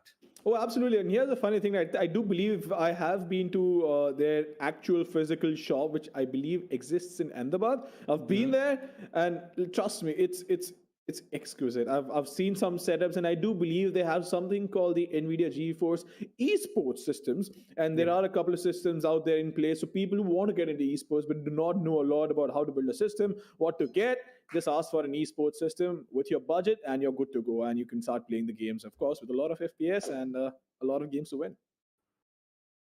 Well, Indeed. Speaking of wins, and speaking of Kryptonite, who do you think can be Clutch Minister's Kryptonite in this game? Assuming Stocks. they are the Supermen. Hard stocks, absolutely. Well, Okay. it could be that, or you could see. I would think that Sick Warriors team could make a little bit of a case for themselves, especially Zaid, who honestly came up clutch in. I think it was a 1v3 that he absolutely tore down against the team that attacked them right next to Lava Siphon, which I think they did really well. Zaid honestly did a great job, and I think that if they're able to build upon that a little bit more and maybe not take in so much initial pressure and have themselves a little bit of map control that they can solidify like Clutch Masters did, I think they should be able to give a competition. They did make it onto the top 5, and I'm pretty sure they're aiming for a lot more. But I think, honestly, again, like Crip said, after watching them play, this is and should be Clutch Masters' games to lose. Oh, absolutely. This has to be the game to lose. But at the same time, let's not discount all the other teams which are present in this entire tournament, right? Of course, we have 3 different days. We have 6 different groups and 60 teams. Sure, we've only seen 2 games. We've seen 2 teams come out on top, but there have been a lot of promising plays from a lot of promising players and the team. Sick Warrior being one of those players, along with his team, being really aggressive and going out there and showing why he's one of the most respected players for Apex Legends in the country, because he does actually grind the game Crips. Yeah, quite a lot. And that was quite evident by the way we saw him play. But the only deterrent in his grind has been the zone. He gets a little too sweaty. Wouldn't you agree? I mean, they were third partying so often, so frequently, which honestly is a breath of fresh air in my opinion. I've been watching the North American ALGS, and nobody initiates over there. Everyone's just camping for the end, and it's actually nice to see someone pick up fights right here and now in the first 2 circles and wipe out, reduce the population of the server a little bit. So that's great. Doesn't matter if they don't get the placement points, they can more than make up for it with their kill points. But once you start moving towards the end of this tournament, kill points will not keep you sustained. Remember, Are you sure you're not turning purple? Tournament. Are you sure you're not turning purple with your hands and whatnot? Because you're talking about reducing the population in the first 5 minutes of the game. You're giving me very Thanos vibes, I'm telling you right now. Because look, as fun as early initiations are, right? At the end of the day, you just want to see some good action. And it could come at the end, it could come in the beginning. What I like to see is sustained action, but that obviously we do not get all the time. Yeah. I mean, this is a 3-day long tournament, 6 matches every day. So there's going to be 18 matches in total. And 18 matches is a long stretch. It's practically a marathon. Yeah, and you need out of these 60 teams, there's only going to be 20 going on forward to the finals. So these teams are going to have to step up, in the coming up matches. They've got 4 more games, the third one starting just about in a couple of minutes, and they've got a couple more tomorrow as well. And I'm honestly, excited to see who are going to be in that top 20. I think that, there's a lot of teams that make the case. I would say that Clutch Masters, Sick Warriors team, Hardstocks, I could even see Bamboozle doing what they were doing well until when I think they came up to top 7, top 8, I think they were in, and they were dishing out a lot of damage to a lot of teams. I think that they need a little bit of map awareness. I think that decision making while being surrounded by multiple teams could have caused them to lose out their points early on, because they were at a spot where they were quite literally open by 4 different directions. Yeah, I wouldn't even blame them, man. Those are the kind of games where you just take the L, refresh, and then go back to the next game. Given the situation, there's absolutely nothing that they could have done. In fact, I'm surprised that they managed to even stay alive for as long as they did. As casters, we'd know a lot about taking the L's. Otherwise, we'd be in the server ourselves, wouldn't we? Yikes. You don't have to hurt me like that, Mama. No, I called us all out. It's not just you who's being hurt. Trust me, listen, if I still had it with FPS and tactical shooters, I'd be in the server, okay? As much as I enjoy this and as good as this pays, but competing has a completely different rush, and it's very satisfying, especially if you end up winning. Yeah, Paradox, I've won against you, so, shots fired outside the game here. That right there is a violation, and I personally wouldn't have it. But hey, in those difficult situations like they were stuck in, I wouldn't even blame them. I think they made all the right decisions, and it's probably one of the worst zones that you can get. Right? In fact, both these games, these are like the most absolute crap all zones. The area around outside of Lava Siphon in the first game, just 2 blue containers that you have for cover. Heartstuck were lucky enough to find that little cliff where the high ground was. Other than that, all the other teams were kind of screwed. And then in the second game, you are stuck outside the rail yard. Bro, it's the most open area in the map. So I don't even blame these teams for doing what they did. In fact, in both the games that we've seen so far, we have seen like 3 or 4 teams alive in the final zone, and only one team has actual cover to play with. Everyone else is just trying to conserve the Gibraltar Dome for as long as they can. Yeah, I think that, while there were teams, I think they just shifted up, their approaches to not include a Gibraltar. They need a Gibraltar to, especially the defending bombardment, the dome. Everything about the Gibraltar is so well-rounded. He's one of the best characters in the game. Of course, you're going to have him, to give you instant cover wherever you need be. And I think that, like you said, there are a lot of teams who were functioning without, that cover. Only one team actually has the position to establish themselves as a force where they can not just take cover, dish out damage, but at the same time be aware of their entire surroundings and have a look at every single team and where they are, and look up to the fact that nobody's lurking around to the sides. And the zones have been very interesting as well. I think that one of them, the first one ended around Lava City, the second one came around towards Harvester, which I really wanted to finish around Thermal Station. I don't know why, but I just love the lava aspect of it. Yeah, but it finished right in between those 2 areas. And lava was in fact, lava might have been good for some of these teams over there. Yeah. They were stuck in an even worse situation, and that was grass, wide open grass. Yeah, that's not really, the most opportunity. While you might appreciate green grass, the prairie, lands, when there's so many bullets and grenades being thrown at you, well, it might as well become a bloodbath just about in a couple of seconds. So, and honestly, Clutch Masters came on the top of that. I'd be surprised if anybody in the server knows what grass is, because of the amount of time that they've spent in the server. I would be surprised with this concept of grass that you speak of. I haven't seen grass in a while, so maybe, just maybe after this tournament ends, we'll all probably go out for a walk. And and look, man. So there's this age-old joke about grass and about the real life and the graphics being really great, with the gameplay being terrible. It's probably older than the internet itself, but. Jokes apart, right? What you've mentioned is completely true. And of course, open areas are tricky, especially when you do not have the right composition. But it's not the end of the world. It's not where it's supposed to. And you can still fight back and, of course, move around, especially in a game which is so fast-paced like Apex. But at the same time, I do want to mention to all the viewers and all the players, if you guys are watching the stream, if you guys are curious on what the rankings are, you guys can hop onto the Discord. In the announcement section, that is where all the updates about rankings and everything is going to be posted. So all you need to do is hop onto the Discord and click on the announcements text channel. But we'll talk about the game. We will talk about the game. Here's my question. Universe, this is exclusively for you. What's the story behind the light that you have? Because, look, every time I look at it, I have a play involved behind me, right? And I've always been curious on what can I get, but what's the story behind that? I mean, to be honest, there's no story per se. I was honestly looking out for anything that could enhance, this. So I was like, what better than to just get a glowing neon planet right next to me. And if I had gone for any other planet, it would just be a plain circle. So Saturn was the only option I could go for. Yeah, so you aim for the universe, but you settle for one planet. See, this is just a part of me. Get it? So. Wait, what? He's going for the big brain moves here. Of course, the Saturn is a part of the observable universe. Yeah, thank you. No, this But this is very concerning. But Joe, let's leave all of this apart because I'm sure all the viewers who are here, they're here to watch Apex, not us have banter all around while we're here at the desk. But this is what happens when you put a bunch of when you put a bunch of people who've been friends for a while and are working together after quite a while. So yeah, no, it's always a pleasure to have you, Crips Universe. It's a pleasure working with you as well. But let's go back to Apex.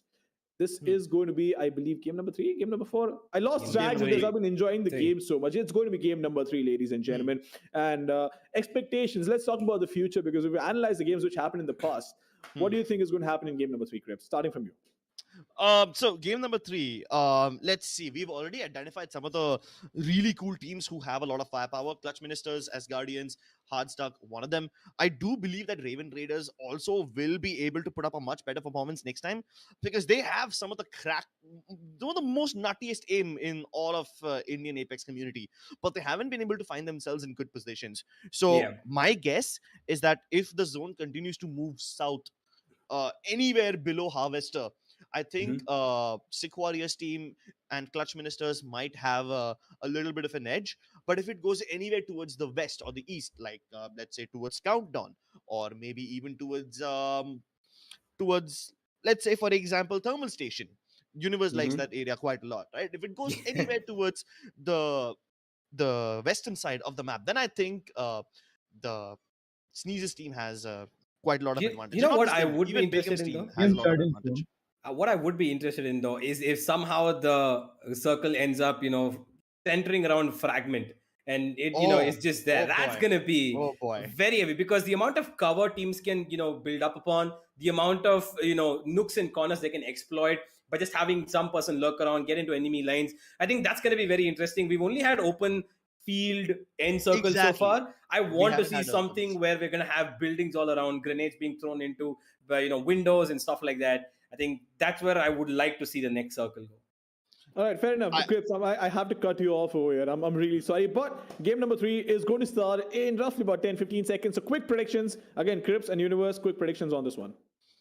Universe, why don't you go first? I think I'm going to add, Ringmasters, Ratu, and if at all, Sick Warrior and gang could come in. Find out. But here we go, ladies and gentlemen. Game number 3. Game number 3 it is. And right off the bat, we can see that the plate is kind of skewed towards the south. So all the areas are accessible, but I'm not sure if the team in Climatizer can get there right off the bat. Right here, we have Team Secular Nibaz going towards Rampart's ship.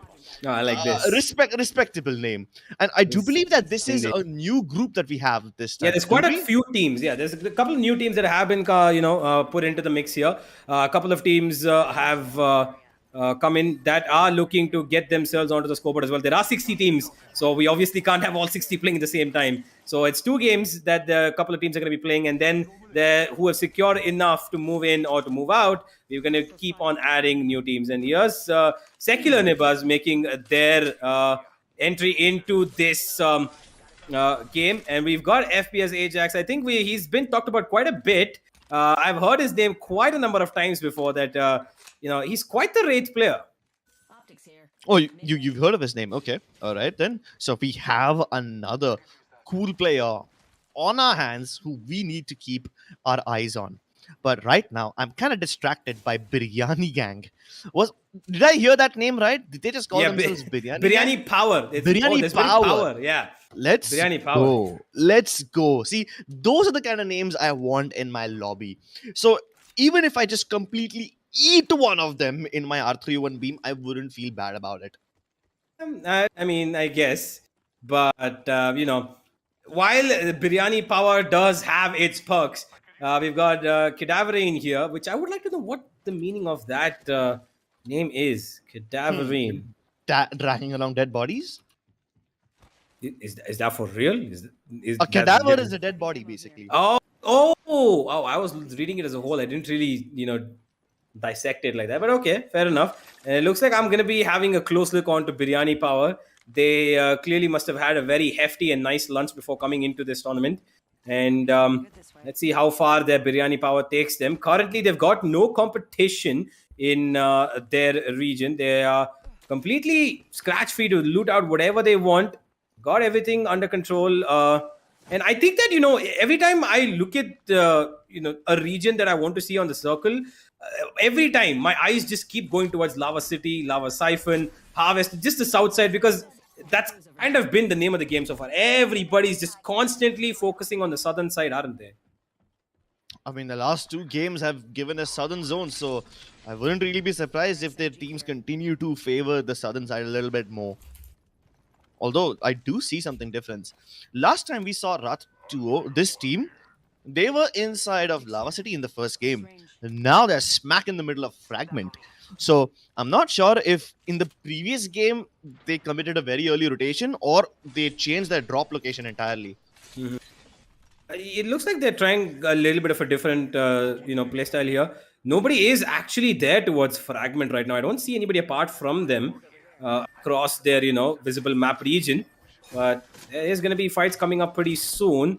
And while there are teams slowly gathering up everything that they need, I'm still looking at the one region, and there it is. We've got Lava Siphon going to be contested very soon. There's a team moving in, and that is going to mean that fights are evolving in just about a couple of seconds. In tunnels here, right next to Geyser, we've got Team T-Rex. They are looking to get whatever. And the Loba could be able to swap up for one of those gold weapons inside that wall. Ooh, yeah, that's a nice trick that you can pull off over there. You can only pull it off once, but it could make all the difference in the world. But unfortunately, the alarm's gonna go blaring the moment you pick it up. And first, honestly, you don't even need to worry about the loot right now. Just worry about surviving this fight. It's Team Ringmasters, and they are up against a very sneaky opponent who's just trying to lure them outside of this house by lobbing in as many grenades as possible. Unfortunately, they don't have the Gibraltar Dome available for the next 5 seconds, so stepping out is not a possibility right now. If they can just buy a little bit more time, it would be great. Ringmasters have found themselves stuck in this very same position before, and I wouldn't be surprised if they survive it once more. Yeah. Well, for now, there's not much going around them as as you would expect. They do see a couple of warning shots, but they're keeping themselves a little close comforted. They don't really want to go out and take an open-ended fight right now. That could mean a double-edged sword for them. And Neon Red, they're back over here. And hunt me if you can. Got the Valkyrie again. I kind of missed this. I just love this guy for his name, man. He's such a... Well, I want to say why, but there it goes. They've got an open shot target over here onto their opponents. They're trying to move into them. But while this happens, they are not really on, key in terms of moving into this climatizer. They don't want to go ahead and completely get themselves, messed up into a fight that I'm pretty sure that they think that they might end up losing. Looking for that loot drop. There's a gold. Turns out to be a purple. It's okay. Still something that comes out. That's okay.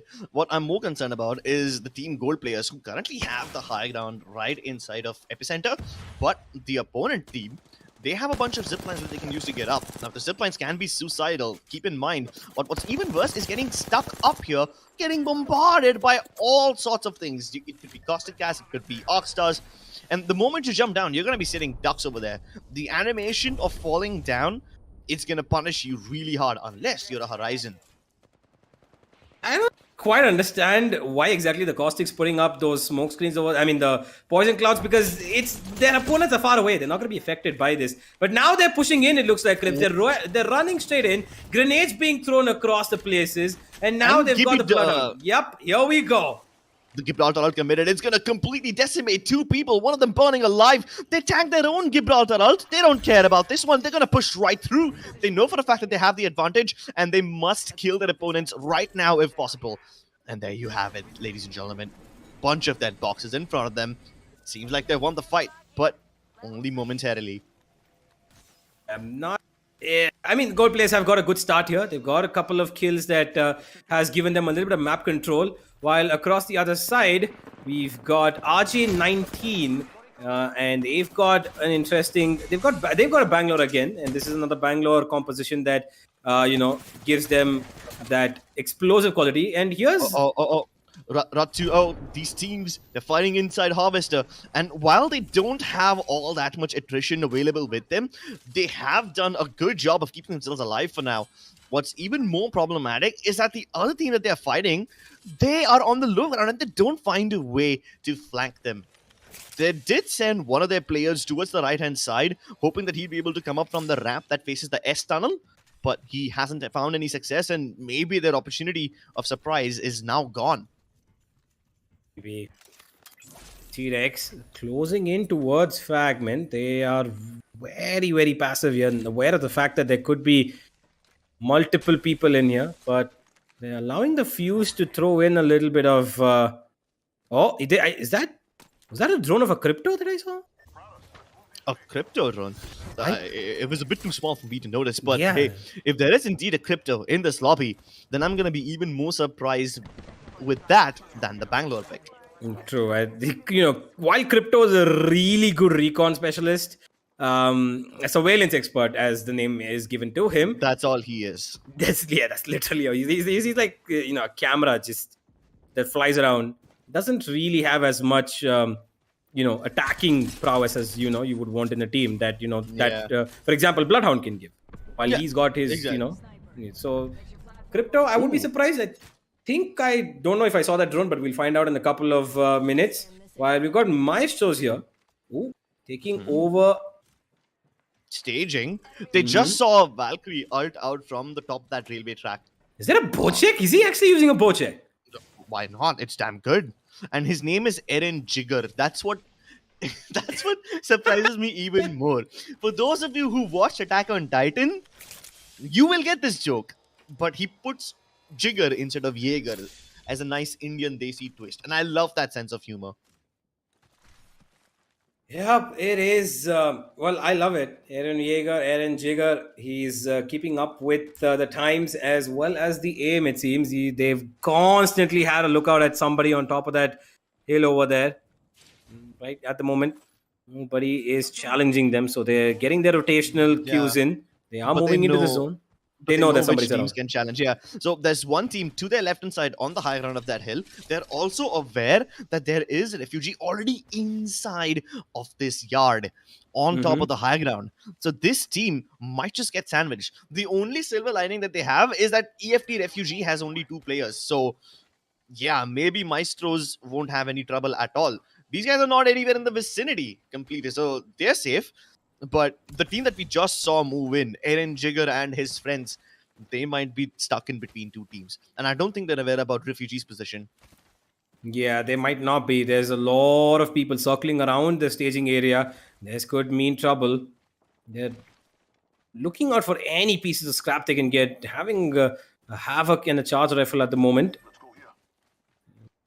They are trying to... Maybe... Do they want to go into tunnels? Because that would give them a straight cut through towards the other side of the map. Otherwise, they're going to have to wait for the next zone. And who knows, they might have to crawl in towards from the other side of the hill. Cadaverin currently on rotation, trying to get into the zone. And now they've been spotted.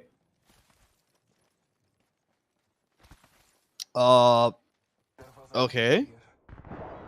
So they have this position which isn't exactly a compound, but it's not that bad either. If things go wrong, they have this trailer for cover.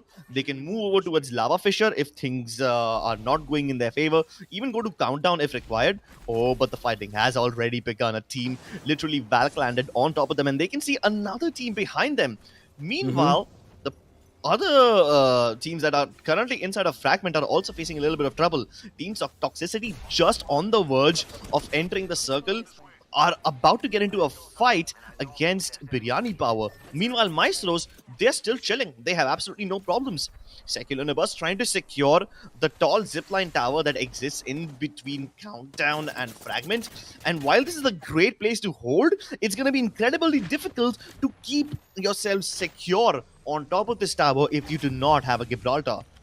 Yeah, but this is a great, gatekeeping point as well. They don't have any cover per se, except for that one tower right there, but they need to be careful about all, 360 surroundings, because anywhere anybody could shoot them down and, they might get sandwiched over there. So they need to be careful about the surroundings. While they have Maestros just about around getting to the zone, for the moment there are still 13 squads left as we head in towards the third and the fourth zone. And oh, there's another spot. You see another player heading up towards the crane. You can even see them crafting, so that's Yep. pretty obvious, right? Now, they need to figure out which team that is. That could either be Refugee or it could be Eren Jaeger's team.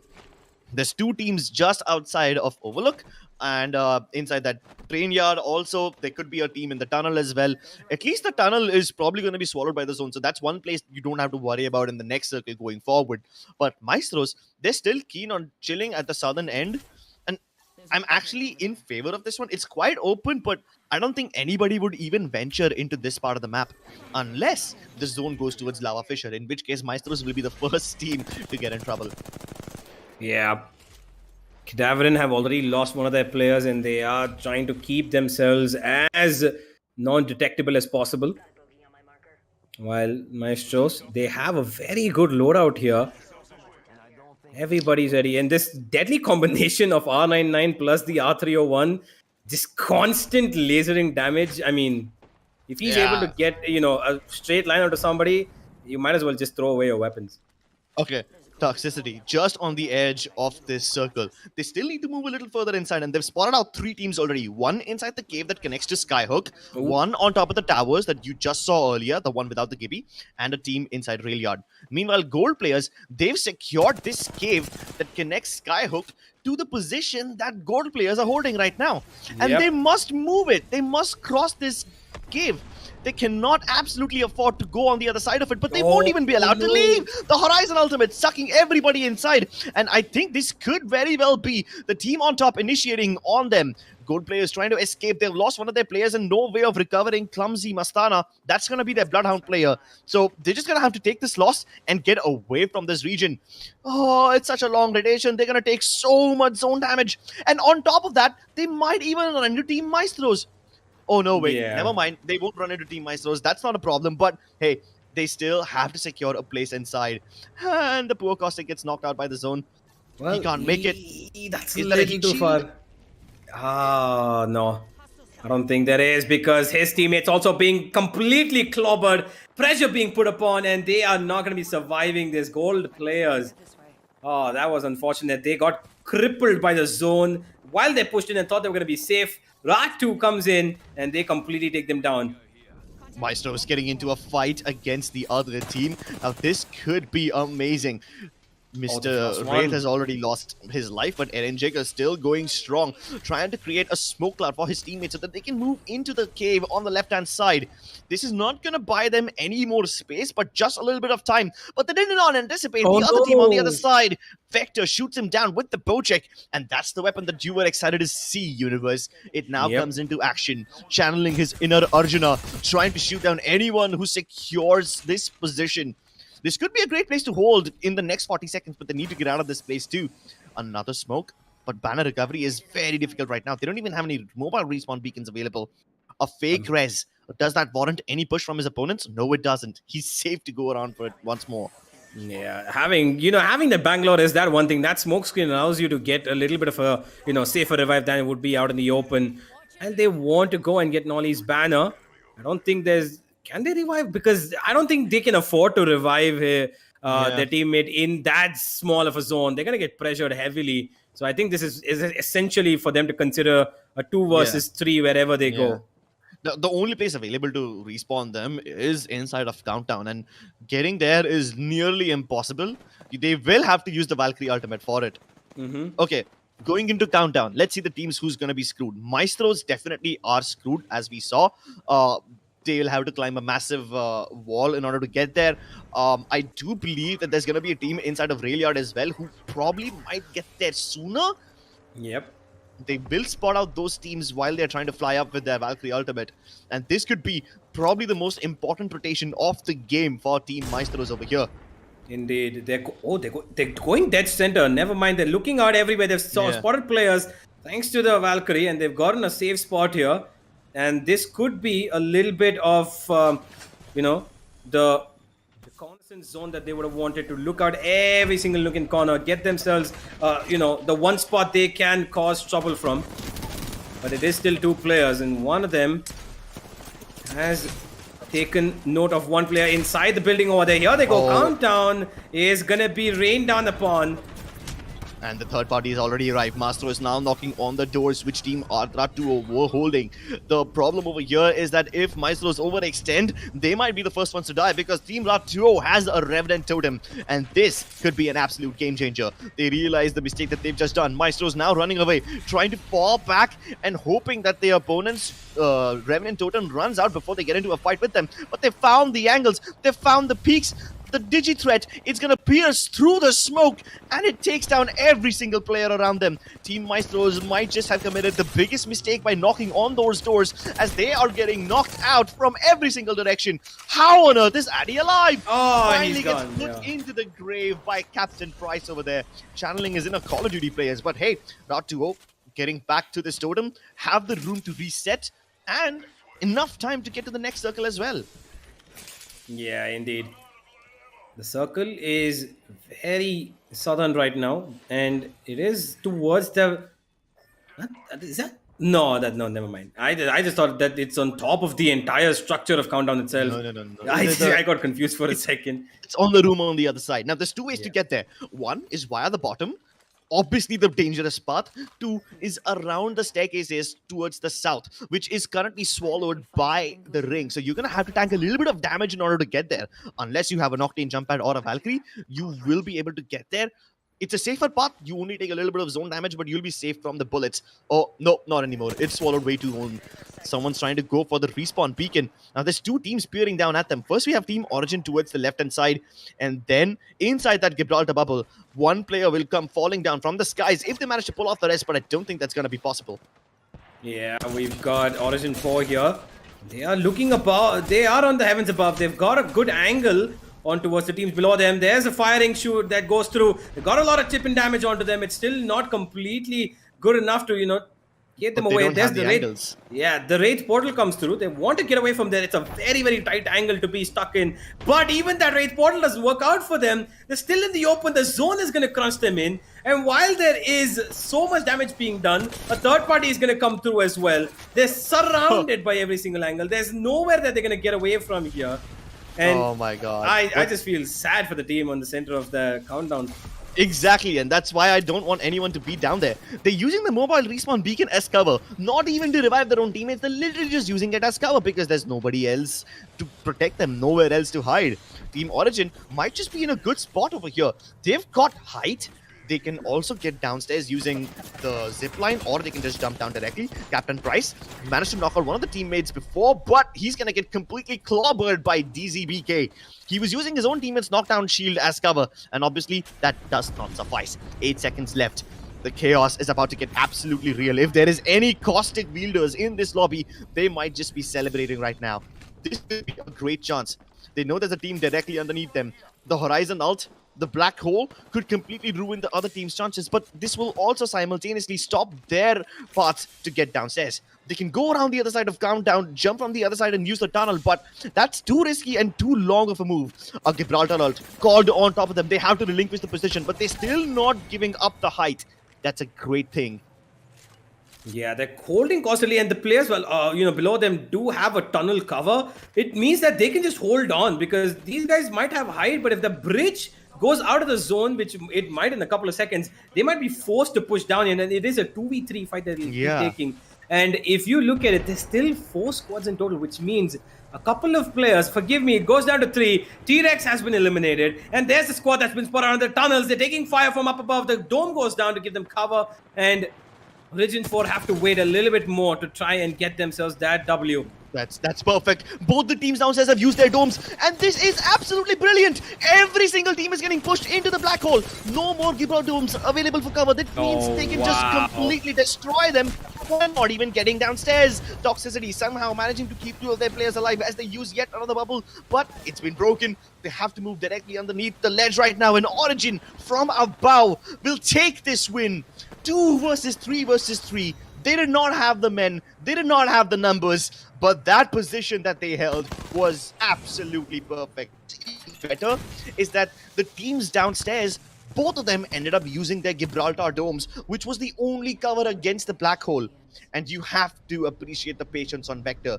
He considered throwing in that black hole at least a whole minute ago while they were fighting above the zipline. But Yep. he waited. He waited for the right moment, and oh my god, it paid off. Massive dividends. It indeed did. That fight from Origin was just Waited. He waited for the right moment, and oh my god, it paid off. Massive dividends. It indeed did. That fight from Origin was just absolutely well timed, well executed. They knew exactly when they had to attack, held on to the ground. I was actually afraid that the bridge might just slowly get off, the zone might just push them down. And then But they'll have to jump. yeah, but the two teams, thanks to their timing, the two teams at the bottom started fighting. There goes the Horizon Ultimate, and well, after that they just made the best of what they could. So much Yeah. grenade damage they did. It was brilliant. Well done by Origin. Yeah, and more than that, holding on to those nades and that ultimate, because you had so many chances to use it before. And Indeed. it's not like if you used it before, it would have been wasted. It would have still gotten you a kill or a knock, but now it gets you even more knocks and maybe even the win. So the impact is so much higher. Oh, absolutely. But here's the thing, right? This is something that has stood out since the morning, right? Not the morning, but since the first game, right? Is the fact that the utility usage has been almost perfect. A lot of nade damage, a lot of chip damage coming in from the utility, which can be crucial, especially towards the end of the game, right? Because you don't have a lot of chances to heal. You can use that to displace the enemy. You can also use that to force plays on the part of the enemy, and a lot of times just to get information. If you know, or maybe you have a hunch that there could potentially be a player, and you don't have something to get some information, for example, like a bloodhound, right? Obviously, I'm going way back in the day, but at the same time, you can use nades to get some information and pin them down. At the same time, you go in for a counter push, and this is something that we've seen quite often in this tournament. It's just brilliant. It's brilliant to watch. Yeah. And I mean, the utility part is something that we spoke about before, but what's even more brainy and more 200 IQE is how you force their opponents to use the utility before you do. So they run out of resources earlier. And I think that's the most brilliant thing that any one team can pull off. If you force a Gibby Dome Indeed. from the opponents, that's it. You got the win in the bag already. There could have been a little bit of better play from the teams. I think that it was just all about positioning. Origin got the best of it, and I think once they had the zone work out for them when it was closing in slowly, and they had the bridge, and of course that well-timed Horizon Ultimate, of course that black hole was going to suck everything in it. Yeah. But we've appreciated Team Origin quite a lot. Can we appreciate Maestro for a bit? The Yep. presence of mind was great from them. Of course, they get completely destroyed towards the end of that game, but all throughout the middle segment, people would have criticized that play and their position as well. But I think it was brilliant because it kept so many options open for them. You have the cave system, which leads you into Bloodhound Trials. You have the left hand side, which takes you into Lava Fissure if needed. And even Countdown was open for them. And if things go wrong, you can always Valcult over that mountain and get into Countdown. So I think Indeed. they played brilliantly. They survived a lot more fights than they should have. And credit by credit is due. I think I was impressed by their play as well. Here's the thing, right? We've talked about teams that we appreciate and the teams that have been doing really well in this tournament so far. But what about the teams that have not been able to live up to their potential? Which are the teams that you think could do better, or for a fact are not living up to their true potential? Universe, why don't you start with this? I think it was FPS Ajax's team. I think that there was secular Nibas, yeah, secular. They honestly, I think that could have done a little bit better. I think I've heard of the Ajax before, and it was a while ago, but I'm pretty sure that he's could have done a lot better than what exactly we saw them. I think they ended up about in top 12. I think is where they finished up, or somewhere around that. I'm not quite sure, but the fact that we didn't see them come into the top 5 was something that I did not expect. I thought they would do better, but hey, again, it's something that could be because it's their first game. We could see them perform better in this one, so I'm looking forward to it. But right now, it looks like Origin are the team to beat. Oh, absolutely. But here's the thing. before Crips, you answer the question that I asked you, right? For all the viewers who are watching after this game, that is the game number 4. After game number 4, there is going to be one more giveaway question, so do not go anywhere. Make sure you guys stick around the stream and wait for all the announcements which are happening. I'm sure the matches are entertaining, and what more could you ask for? Maybe just get yourself a cold brew. Who knows? Get yourself a cold drink. Enjoy the sunset if you can. If you have a nice view, and enjoy the games. But Crips, coming back to you, the teams which have not been able to live up to their true potential. Which ones are they, in your opinion? In this game, I have to definitely criticize gold players. The cave from Skyhook to that open ground area near the tall tower where the Horizon team was waiting. Yeah, that was just probably the worst move that they made. And what's even worse is they tried to get out, go back into Skyhook, all the way around towards Countdown. That was an even worse rotation. So I think that is one move that I have to criticize. But then again, I didn't expect much from that team either. A team which has a lot of potential, in my opinion, is as Guardians. Draco has been a close friend of mine, and I play with him quite often, and I know he can play pretty well, but he's not been able to show up. So I guess we might see something or the other from him by the time the day ends. Let me ask you a fun question. If you yourself were in the server, because I know for a fact that you play this game a lot, right? I'll probably be the first guy to die. Hey man, you stepped up. Okay, you're not stuck on a 60 hertz monitor right now. You have 144, so you should probably give yourself a little more credit. Yeah, but I know the kind of player I am, right? I know the kind of player I am. I will deal consistent damage with all my automatic weaponry, maybe even land a couple of lucky wingman shots and get a knock. But then after that, once I get that first knock, right, something wakes up inside me, an idiotic monster, and I then push like an absolute no-brainer. And then I get killed, even though I had the advantage. So I'm the kind of guy who throws away that advantage and I push too early. That discipline that is required in a game like Apex Legends, that does not exist in me. I'm happy that it exists in some of the players over here, especially in Team Origin. Patience is what won them that game. Well, kind of explains why we end up on the other side of the camera more often than not, right? Because here's the funny thing. I have been a part of an event or two where you were commentating and I was actually in the server playing and just having fun, right? Well, it's fun to do that, but let's be honest, we would not trade this for anything, right? Universe coming to you. Next game coming up, game number 4. What do you think is going to happen? I think we should, like Crip said, I think we should keep a close eye on gold players. I think that they might be doing really well, and Secular Nivas as well. I think that they might turn up the heat this game.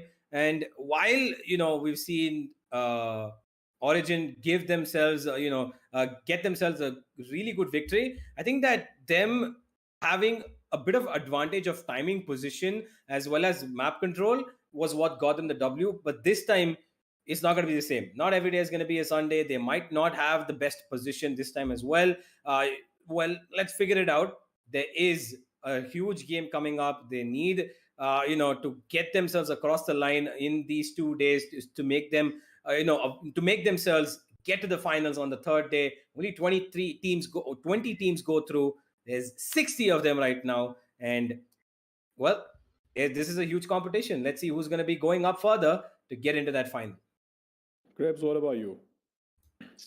I mean, it's a difficult question. I can't really point out which teams have a better chance of going into the finals right now because it's been just 3 games. I can say some names. I definitely think that third-party legends, that is Sig Warrior, Lethal, and Zaid, I think they can definitely get into the finals. As Guardians, Draco, Apathy, and Sapsi, they can get into the finals. Who else? Definitely Begum's team. Maybe even Touch Ministers. So these are the 4 names which I think can easily get into the finals. But those are the easy names, right? Those are the names that you would expect in the finals. That's easy for anyone to say who's been following Apex in the country. What about the other 16 names? That is something I can't predict. I mean, look, there are 60 teams to be fair, right? And we do know the 4 obvious choices, and then picking the other 16 from the remaining 56 is not going to be an easy task. But ladies and gentlemen, we are about to hop into the server and go on with the game. I hope you guys are ready. Of course, we have a lot of things coming up. We do have the giveaway coming up after this match for you guys, but Crips, Universe, I hope you guys have fun as well. And I honestly cannot wait to see all the action, right? Because I've had the best seat in the house, right? Because I have access to all the streams that I can actually watch, and I can watch you guys cast in real time, which is an absolute pleasure. So it's just great to have you guys on board and do this. And I hope you guys are enjoying it as well. Yep, absolutely. I'm having fun. Watching all my friends kill each other. Bit I watching them. wouldn't put it that way. I would not. Universe. Yeah, I mean, I wouldn't say my friends killing each other, but it's healthy competition. Our healthy competition is probably. A lot of time, everybody. But nonetheless, ladies and gentlemen, let's hop into the matchup right now. Game number 4 coming your way. Boys, take it away. Let's go, ladies and gentlemen. The teams are about to jump off the plane. Some of them are even landing already. And as you can see, we have a bunch of new teams, like, for example, Team T-Rex and Fake Clan, something that we didn't see in the first 2 games. Yep. They are also now present in the lobby, and they're taking the very northern sides. Like, Fake Clan over here has already gone towards Overlook, and they are being contested. Didn't expect a team to fight over here. Okay, then. I mean, Overlook, honestly, I love Overlook. I think that, Overlook has got a lot of underrated loot that people don't really see. But clearly, these two teams have got their grips about this place. While Fake Clan are already trying to get in an early bit of chipping damage, they have the upper side of Overlook, while their opponents are actually towards the edge where they could potentially fall off. And while they're picking up pretty good weapons here, an R99, RE45, Mastiff, everything comes into their hand. This is good loot for them, and they could honestly, as of right now itself, push into that fight. But looks like it's not going to be the case. Well, definitely some chip damage for Telt, but no push-ins just yet. Not completely against that. I wouldn't push in either without getting a full knock. Resets happen quite quickly. On your screen right now, ladies and gentlemen, is a team that is taking a nice long route around Ringmasters. The Ringmasters area. Yeah. So they were in one of the areas where the previous game ended. The cave system overtaken by Ringmasters as well. So they have easy access to Overlook, easy access to Geyser. Yep. And if need be, they can even move towards Lava Siphon quickly enough. There's a jump tower right outside on the other side. And overall, they have avoided their fight against Fake Clan for now. Yeah, Fake Clan are going towards the lower tunnels where they have pretty much everything that they have sorted except for shields. I think they need a little bit more. Maybe the blue wants to pop up in one of those containers, but or else they're just gonna have to go for fights. Get your damage, get your done, deal done Or with this. just call down the lifeline package and get a blue shield from it. Oh yeah, that's also there. They do have a lifeline. And that is an interesting pick. I've not seen a lifeline. Have you seen a lifeline so far? I don't think. Not since 5 bloody seasons, man. who plays lifeline in season 12? Hey, I mean, lifeline, as her name suggests, she gives a care package. She heals you up. And she says Mozambique here. That's it. Well, to be honest, entirety of this entire series so far, I haven't seen a single person hold on to that Mozambique, which is a good sign, honestly. It's a good sign, yes. But honestly, given the state of EVA 8 right now, I will still take the Mozambique over the EVA 8. Debatable. I think that the EVA 8 is... It's trash. It's decent in situations. It used to be Let me put it that way. It's now trash. Well, here's Nobita Doraemon, both characters whom I love in one player, looking up for the next zone where exactly they can position themselves. So that gives them a little bit of an early advantage in terms of rotation. And they are heading slowly towards Fragment while they pick up as much as they can on the way. Ammo, weapons. But, I would like to ask you, Chris, do you think that, do you want to, or would you think these players should go in one team at least for a devotion, player, pick up a devotion. Of course. Yeah, I respect devotion players, it takes a level of salt inside your body to wield that weapon confidently, that too in a tournament lobby. I have absolutely no problems against that. Without a turbocharger also, I will be completely fine with having someone wield a devotion. But what I will have a problem with is if that devotion player runs out of energy ammo soon. Yeah, that is true. It chews up a lot of ammo in like one sitting. Plus, it's a good thing because you have a Gibby, you have a Caustic, you have 2 defensive legends. Devotion up close and personal, it shreds. They are seeing a team close to them. They're seeing the raid teleporters, and I believe that the team that they're up against is gonna be consisting of its knights, and Cyrus's team has just gone down, right? They just left the region, heading But they're going to be towards. facing off. They're going to be facing off Nobita, Doraemon, and Co. They're right around. There's a triangle being formed between them, and here's Phoenix, and there's quite a few members over here from the boys fighting up against in Harvester, and they're not relenting down on this. They've got a kill as well, and it looks like they might have finished off the entire crew. Maestros early. They're gone very early here, Crips. Exactly. Maestro's having an unfortunate early exit, using the dome to get up close and personal, but they see the Octane using the jump pad to get away. Will they chase him? Of course they will. They're they're not gonna chase him gonna to let the him ends of be. the earth. Yeah, while the Octane does have his speed No! boost, no way. Oh, come on. He's trying to be a little bit cheeky over there, hiding in a little bit of, a flying zone. Not going to happen, though. There's no way they're going to let him get away. Another one. The boys are looking good here. The boys definitely. It's less about them looking good and more about their opponents looking bad. Like, look at this guy. Hunt me if you can. Has a sentinel and white shields. Barely any ammo. Banner's gone. How will he even recover the Octane's banner? It's next to the lava. He goes anyways close to it. He's gonna get spotted if the boys continue to stay in that place. And they are still close enough. They can easily hear the footsteps of that Valkyrie, and that's why you will see him tiptoe his way to his fellow Octane's banner. I mean, really, look at the two. He's got a sentinel and an alternator. Bro, and you'll notice, you know how that Gibraltar was chasing Octane Mr. Vic? I noticed that he only used the jump pad once. He didn't activate the second jump. And I was like, I wonder why. And then I got the answer immediately. It's because if he did, he would have fallen into the lava. And he's on top of them? Oh, he's seeing them already. And he just about got away. Oh my god. They have absolutely no clue that Hunt Me Down is right around the corner. Yeah. Meanwhile, biryani power. They're chilling at the tree. Considering they're at the tree, do you think they'll consume veg biryani? There's nothing called veg biryani, Chris. Please. Yeah, it's just pulao. Yeah, it's pulao. I mean, hate me all you want, vegetarians. No. There's nothing called veg biryani. Come on. We'll talk about food later, otherwise I'll start to get hungry over here. The only kind of hunger that I'm approving of in this game is frag hunger, bloodthirstiness. That's the stuff we want. Yikes, Crips has got a taste. Of course. Once you taste blood, you can't go back to anything else. Okay then, that I'm gonna have to call in a couple of people here. I am not a cannibal. Oh my god, shut up. Oh, but speaking of cannibalism, I do see two teams close to each other. We have Ringmasters silently creeping up Lava Siphon, and of course they gotta be careful. There is, I believe, Clutch Ministers and Toxicity present in... No, wait. Toxicity is present in the region.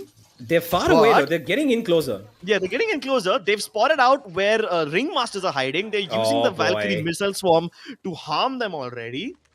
But where is Clutch Ministers? Have they left the area? Did they never come here? We spotted them in this very region last game, and they were able to get quite a lot of kills over here as well. But Toxicity and Ringmasters are the only two teams present in the region for now. These guys are so confident just standing on top of the roof, completely unguarded. Oh, when you're tap strafing like that, like Wingman Master, of course you're going to be confident, man. Yeah. Oh, there's an upgraded shield as well that he's going to get in. Wingman Master does have a Wingman. I would like to see a little bit of action coming from him, but there is a team flying straight down here. Look at this, Ringmasters. They're coming to fight Toxicity. This is a huge fight. Wait, are they fighting them? Yeah, they will. They will soon enough. They're moving in towards the buildings. Of course, the building that Ringmasters are in is towards the other side of Lava Siphon. Yeah. But given the jump pads that Wingman Master is deploying, they might just encounter them soon. There's just one gap that stands in between them, and Toxicity are closing the distance. It seems like their approach has been discovered, so it might not pay them dividends if they continue to assault further. Meanwhile, the boys chilling in Harvester. If you don't want to see the boys, go back to the Ringmasters over here. They're about to get into a fight in Lava Siphon. The boys are safe over here. Yeah, but I am still curious whether that Valkyrie Hunt Me Down is sticking around or not, or whether she managed to escape with the banners of her friends. Yeah, that is true. Hunt me if you can. Again, that man just somehow survives and lives to his name being etched into the book of this series right here. While he has been hunted a couple of times, somehow he just managed to escape that one time with a Sentinel, and an Alternator. White shields. And I don't know if he got the banners or not, but he might have. Boys looking for their rotations to get into the zone. While they do have the zone right about in, footsteps of range, want to try and scout out the area with the balloon and get in where they can. And Secular Nebas, they are here and Origins around them. Refugees getting in towards the action as well. There's a lot of teams circling in now into the zone, and there's fights going on every single where. Locations being spotted across. And while Harvester is still under, the grabs of a couple of players, Ratu have made their way here in midst of their rotation. Then they're actually going to find an empty Harvester because that team has just gone out from here. Okay. All right. Well, forget about Harvester for now, ladies and gentlemen. We have Origin once again in prime position. They're on top of this high ground, ready to slide down towards the respawn beacon where they see their opponents. And I believe I know who this player might be. It's a lone Valkyrie going for a respawn beacon. Take a guess. Take a wild guess who that might be. And the Bocek actually slaps. One person cracked, the other one dealt with 70 damage. Missile Swarm might keep them from crossing over to the other side, but hey, as long as Origin are able to take the pot shots from high ground, they will be able to evolve their white shields into blue. They need those because they're up against opponents who have purple and golds, and they might be getting cornered. While there is a team underneath them, they just spotted the other team coming in from this valley. So now they have a decision to make. Do they continue and hold their ground, or do they go downstairs and pick up the fight against the team which they started before? Well, they are trying to manage their high ground again, which I like, that, keeping true to what exactly they need to be. They've got a good rock as, stability. They can cover themselves up from, the fights below, as well as, take a couple of, odd shots every now and then. And here's the Fuse trying to gain in as much damage as possible onto his opponents. But there's a GB Dome there protecting the opponents. They're slowly getting away, but it's still not giving them as much control as they would. That's typical Apex Legends, man. Secular downstairs, they were about to get into a fight against Team Origin, and Origin was about to get into a fight with someone else, but they are now engaged in a fourth party situation. The team that was coming in from behind them has already met their fate. We have Phoenix, Master, all of them destroying them on the other side of this cliff. And very soon, the boys are about to get third-partied by Team Origins, and that will be a great thing. You know why? Because the boys have purple and gold shields. Meanwhile, Origin has white shields. If they can steal this loot, if they can steal this armor, it would be absolutely amazing. But they're not fast enough. Here they go. Phoenix not able to revive his teammates in time. And it is the end of the boys. A great push from them. And this gives them so much advantage now, Krebs. Yeah. This has thrown them, right on top of the chain. They are going to have good loot and they're going to be moving in further. Those blue shields no longer needed. Gold, purple can be transformed into red. Just about a couple of, hits more. While there is Ratu trying to make their stride into the zone. They have no real competition for now, but they are cautious about every single angle right now. And, Ringmasters, they too, still with the blue armor, trying to get around every single part, while Origin are taking up another fight and they want to get out of here. They've got the Valkyrie ready, but the ultimate goes down. They got a backstab coming in, and they're not going to be able to survive this. The Sonar's going to be detecting them. Fired upon from two different angles, three at best, and one after the other. Origin looking to finish off here in the top 8. Not what they expected. Olivia, he goes down. And Origin, the winners, have been eliminated. Yeah, the winners of the previous game are down and out. Somehow, Team Ringmasters, while they were spending all that time in the valley down below, finally find the perfect time to come upstairs. And they were the fifth party in this situation. We have so many jokes about third parties and fourth parties. We forgot how brutal this game can be. On one moment, Origin's feeling amazing because they just got a massive upgrade in their armor and their arsenal, and the next moment they find themselves completely shut down. The Valkyrie ult getting cancelled and denied was the worst thing that could have happened to them. Meanwhile, Team Bamboozled now up against what could potentially be a very angry Team Ringmasters, fighting alongside the edge of this cliff. The Gibraltar ult does not all that much damage. They can still take cover of the trailer around the corner, but Team Bamboozled, Yeah, I mean, they're safe from the zone. That's not the problem over here.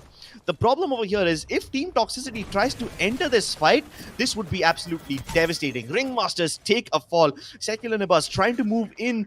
Meanwhile, Bamboozled are chilling. They disengage from this fight at the best possible moment, allowing the other team from the low ground area to soak in all the damage for them, turning into a bullet sponge.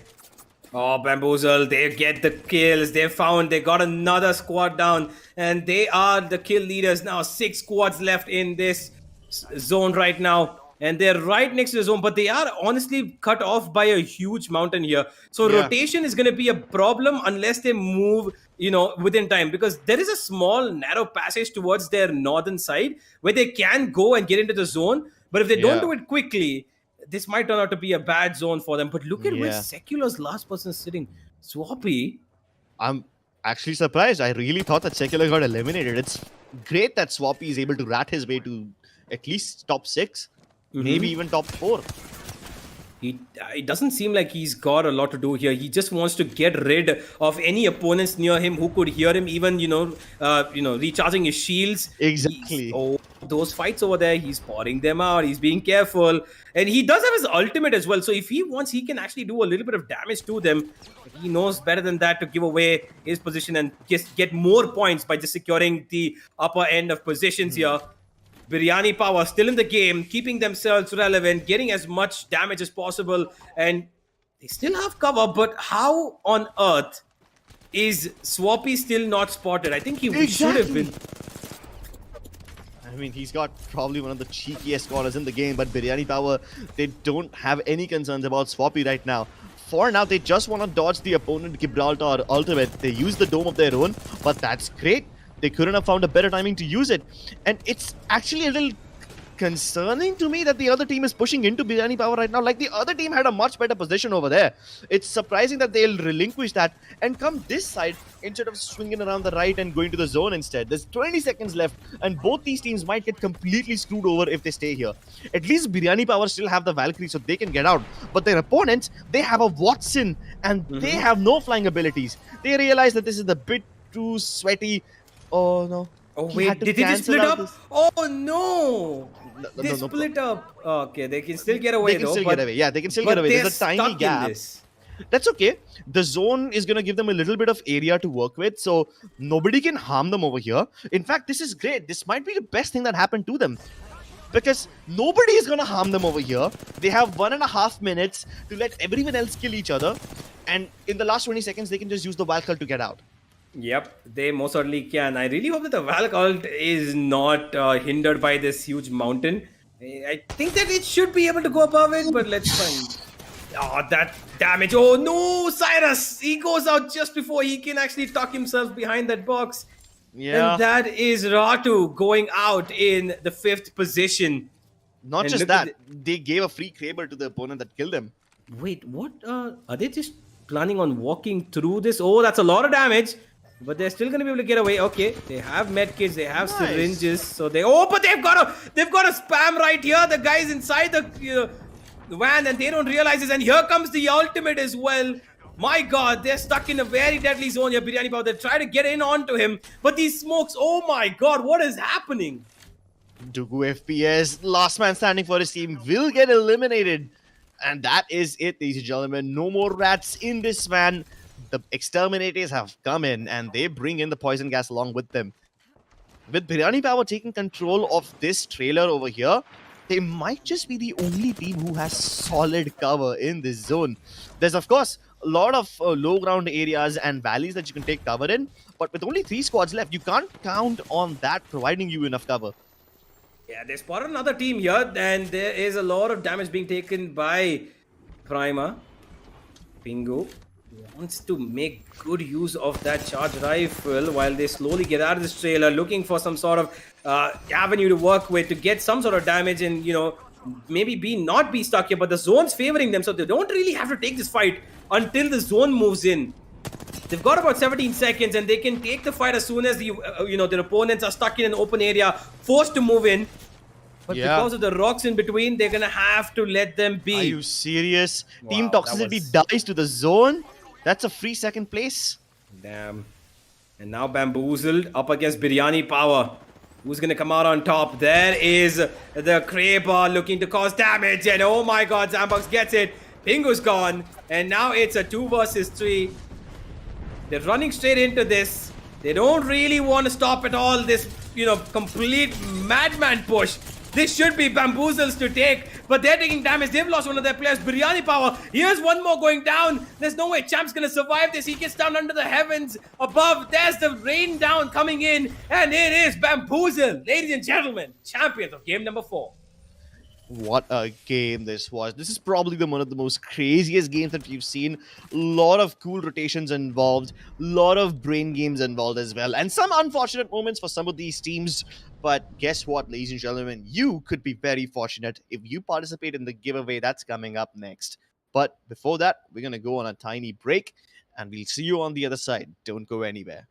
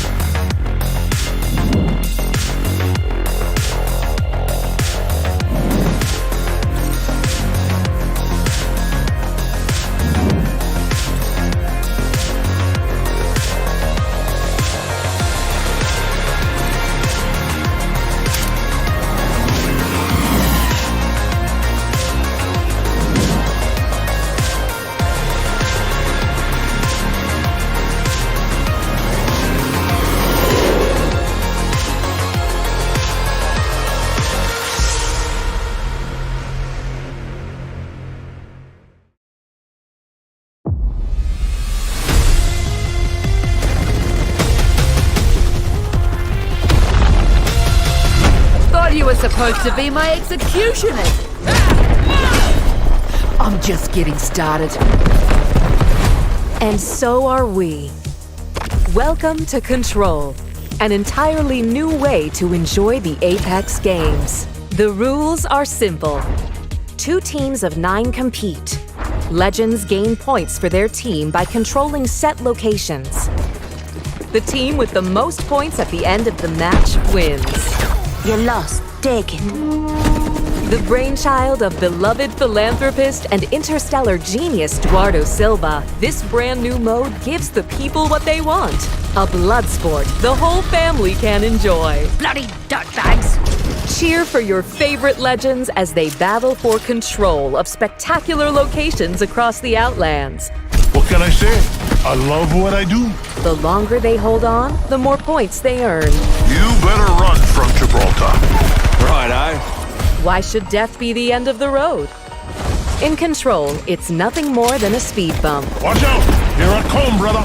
Get back in there, slugger. Congratulations.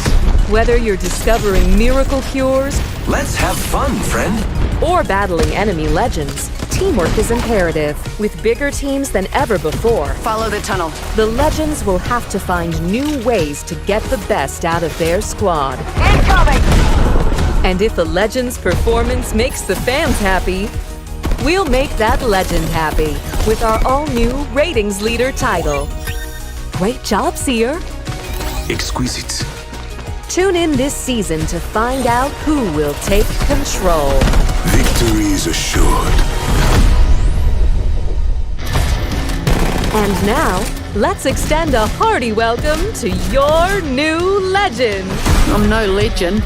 I'm a bloody warlord. After a speedy and fair trial, war criminal Mad Maggie has been humanely sentenced to die in the Apex games. But Maggie is no easy prey. What she lacks in empathy and basic human decency, she makes up for in stubbornness and raw ferocity. Who wants to die first? And while her impotent rage is merely delaying the inevitable, it's sure to keep us all entertained. Half and I'll likes to shoot the whole bloody lot of you.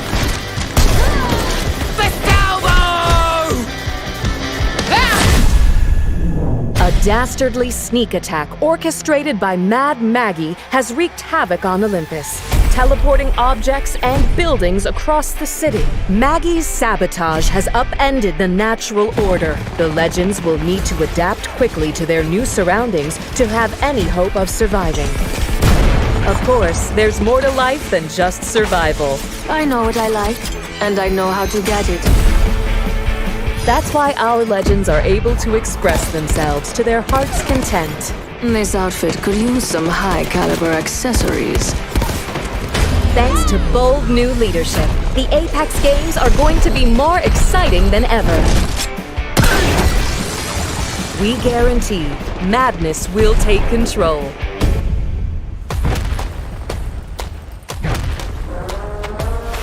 Can't stop, won't stop. Charged and ready. Who's ready to pull some G's? It's showtime.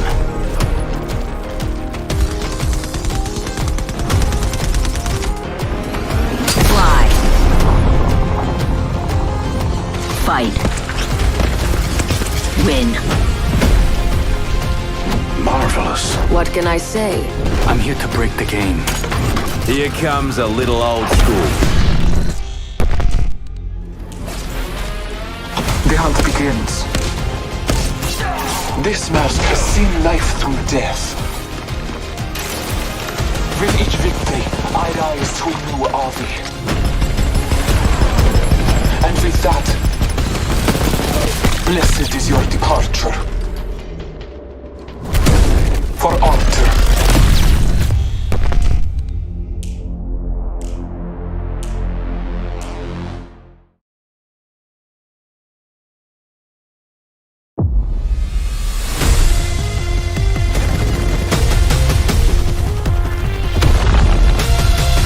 Thought you were supposed.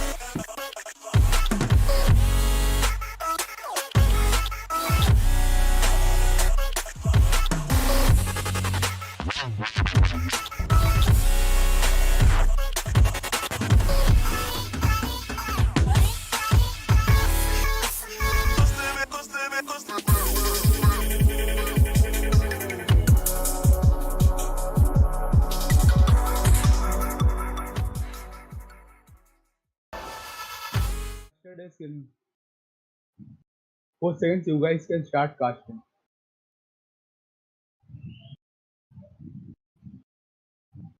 Start. Welcome back, ladies and gentlemen, to the NVIDIA GeForce Esports Festival Apex Showdown, sponsored by Crucial, and of course, our lovely, lovely folks at Colorful. My name is Ranjit Mama, Senior Patel, and alongside me is Crips and Universe. But look, we've been through 4 games, right? We have a lot of things to talk about. We do have the games to talk about as well, but let's talk about our sponsors first. All the people who have made this possible. Of course, Kryptonite is something that we've all heard of, at least today, right? If you've not heard of their system making capabilities, we'll walk you through it. Don't worry about that. We'll definitely walk you through it. Some wonderful machines out there as well, right? And NVIDIA with their own program called the esports machines, NVIDIA GeForce Esports machines. And if you guys want to start playing games on a competitive level, you want to start competing in this entire array of games, you need a good PC, because something we talked about apart from the computers is NVIDIA Reflex, which helps you in sort of reducing input like 30% faster, as a matter of fact. So all of this gets encapsulated in all these esports machines that we're talking about, and you can find them on Kryptonite. Yeah, indeed. And I think that, the entire thing around Kryptonite is that they allow you to, have this experience of how it would be like, what the pros play on and what they exactly, use for their best performances. We can get that as well. All you have to do is go ahead and check out Kryptonite, and you will know that frames actually do win you games, because if there's a huge difference, if it's 144 or if there's a point in between anywhere there, you'll know the difference, because I've experienced it. Oh, speaking from experience, I have experienced quite a lot of how do I say this, heart attacks today, because the situation in the games change so often. 1 second, Team A has the advantage. The other second, they are all dead, ratting to just secure placement points, and those turbulent times hit every team pretty hard in this game, in the last one. Absolutely, but what the funny thing is that with all these games having so much action, we have something for the viewers as well. Now, here's a question for you guys: which NVIDIA technology helps in reducing latency and increases the responsiveness of a game?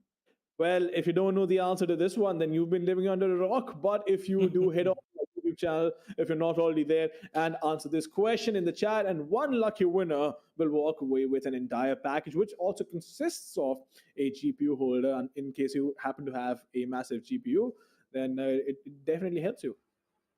Yeah, it most certainly does. And not just that, you can have mouse pads, you can have, quite a few things in this giveaway. Go ahead and comment down the answers, and make yourselves, competitor in this one to get a free GPU holder, mouse pads, and a lot more to come. And it's not only for today, ladies and gentlemen, it's going to happen across all 3 days. So make sure that you are active on the stream. Make sure that you are able to participate in this giveaway. And of course, win some great products over here. But talking about the game itself, I did want to ask Crips. Now we have Clutch Ministers back in the lobby. We've got the third-party legends back in the lobby. We've got Hardstuck back in the lobby.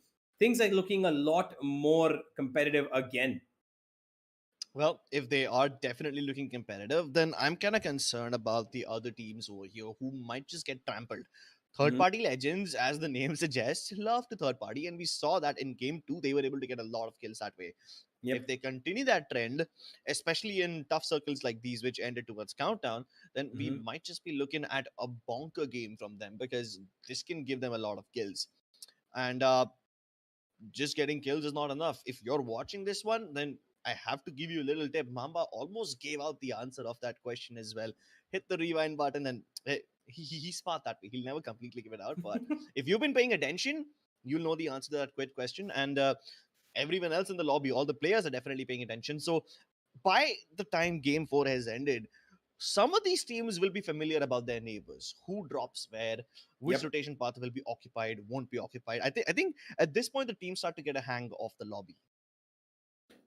Well, I mean, you're right about that, right? You've been through 4 games. You sort of more or less get a general idea on how these teams have been playing. You sort of get an idea on where you stand as well, and if the approach that you have towards this tournament, at least on day 1, is working out for you or not. So you could definitely switch up a couple of things. The first 4 games are usually really conservative. The last 2 games is when things start getting really tricky if you have a 6 match setup. And the fifth game, right, is where you go all guns blazing. And sixth game usually is where we see a lot of unconventional strategies coming out, right? Because there's no other way to cope with it, at least in the same day. It might work out, it might backfire. You never know until you actually try it. But the one thing that I've realized, right, a lot of new teams or a lot of new players tend to sort of misunderstand is that if you're going in with an approach, right, and you lose out, let's say you had a plan, you executed it to perfection, but it did not work out. They sort of start losing confidence in their own ability, which is not really the right way to look at things. Because look, you did execute your plans well, so you do have the skill to back it up. It's just that your plan was probably not the best, and sometimes you might come up with the best possible plan, and you might not be able to execute it. So these are the things that you need to fine tune, right? Especially when you're playing on such a high level. So it's not easy to do, but it's something definitely the teams aim for, universe. Yeah, I think that the plan, like you said, I could have put it better, that they have a certain set thing. They think that, okay, you know what, we're going to go towards harvester, we're going to go towards countdown, we're going to go towards fragment, and we'll have a rotation here, we'll have a lookout over here, see how we can position ourselves towards the high ground, get a little bit of control early on. But it's not about what they decide, because battle royale is meant for chaos. That's what this entire game mode is about. That's what it is, because you never know what your opponent can do. It's unpredictable. It's not exactly going to sit in with your plan. And that's why things usually go a little awry for the people who have won one game, but when they go to the next one thinking about, okay, you know what, we're going to do the same thing again. Let's not switch it up. We're doing pretty well. Excuse me. The zones change. The position of teams who want to maybe go loot one place might go elsewhere, and it just disrupts everything. So you never know if you could be ending up going to a place where you have no competition, or you could land up in a place where you've got 4 teams at the same time. So it's all about who wants to go where, and whether your plan actually somehow coincides with somebody else's. Exactly. We saw teams getting contested in Overlook, one of the least competed places for in my regular pubs and ranks. But yeah, 2 teams were over there. In fact, one of the team had to get out using the cave system. So that also indicates what kind of preparation these teams are putting in. They think they'll be safe, but if they are not, they always have backup plans. They always have escape routes. And it's the contingencies that you account for is what's going to keep you alive. Indeed. Oh, absolutely. If plan A doesn't work out, you got to go towards plan B, C, D, E. Sometimes you need more alphabets than you have plans. But look, here's the thing, right? You could do all the work in the drawing room. You can come up with all sorts of plans and whatnot, right? But it all comes down to popping edges. Something that I said in the first game as well. You might not even have the best composition, but we've seen teams walk away with victories, even with probably not the finest of compositions. I wouldn't say the worst, but at the end of the day, right, it is a first-person shooter. It might be a battle royale, sure. There is, well, how as fast-paced as Apex is, I do not believe there's a lot of luck involved, because it does take a lot of skill. But sometimes the zone works out for you. Sometimes the zone does not work out for you. Sometimes you get great loot. Sometimes not so much. So it all really does come down to maybe I would say 15% of things falling in your favor. But apart from that, all the 75% is your hard work, and you just have to make it happen. 85%, as a matter of fact, bad at math over there. That's the reason I cast. I mean, especially in a game like Apex, you can't even blame the RNG. You can't even say, oh, we got zone screwed. There's ways to figure out the next zone. There's survey beacons which you can scan, and then they show you the next ring. There's legends who can scan across walls and tell you where the enemies are. So not collecting information and then losing out on the back of it and then blaming luck is not allowed over here. There's always ways to figure out where to go next. Yeah. And I think that also comes down to the bare composition of the team. If you have a bloodhound, if you have people who can allow you, even if you want to go for Seer, right, at some point, there are agents there are legends who can help you in get information, plan your rotation accordingly, and just be on your quick on your feet as to where exactly you want to position yourselves and stuff. But like we saw a couple of very erratic compositions early on as well. That the one, I think that was that a Octane Valkyrie as well as a Bangalore, it was, right? Somebody was playing that composition. Exactly. I mean, compositions, don't even get me started on them. They've been all over the place. I saw ALGS, I was like, yeah, Gibby, Valkyrie, those are the 2 legends everyone picks up. Here we are seeing Fuse, we're seeing Ash. Okay, I can even understand Ash to some extent. But Lifeline. then we're seeing Lifeline. Who picks Lifeline? It's season 12. Or is it season 2? I don't remember. Maybe that guy doesn't remember either. Well, look, we can talk about the seasons all we want, but there are certain legends that, well, stay legendary forever because you want to use them in the game, especially if you know how to use them the right way, right? And Apex, as much as it is about mechanics, as much as it's about movement and aiming, right? I do believe that it's also about information because if you have the right set of legends to go out there and get all the information you need, you definitely have an upper hand and you definitely have an edge over all your counterparts. Because look, everybody at this level can aim and shoot. Everybody at this level can move around. What is it that actually gives you an advantage? Information all day long.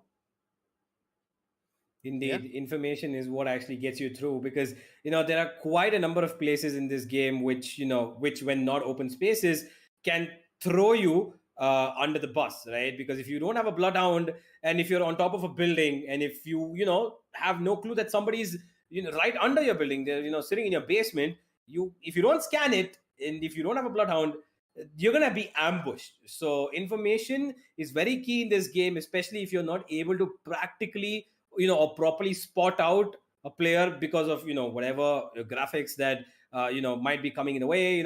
Sometimes it could be anything at all.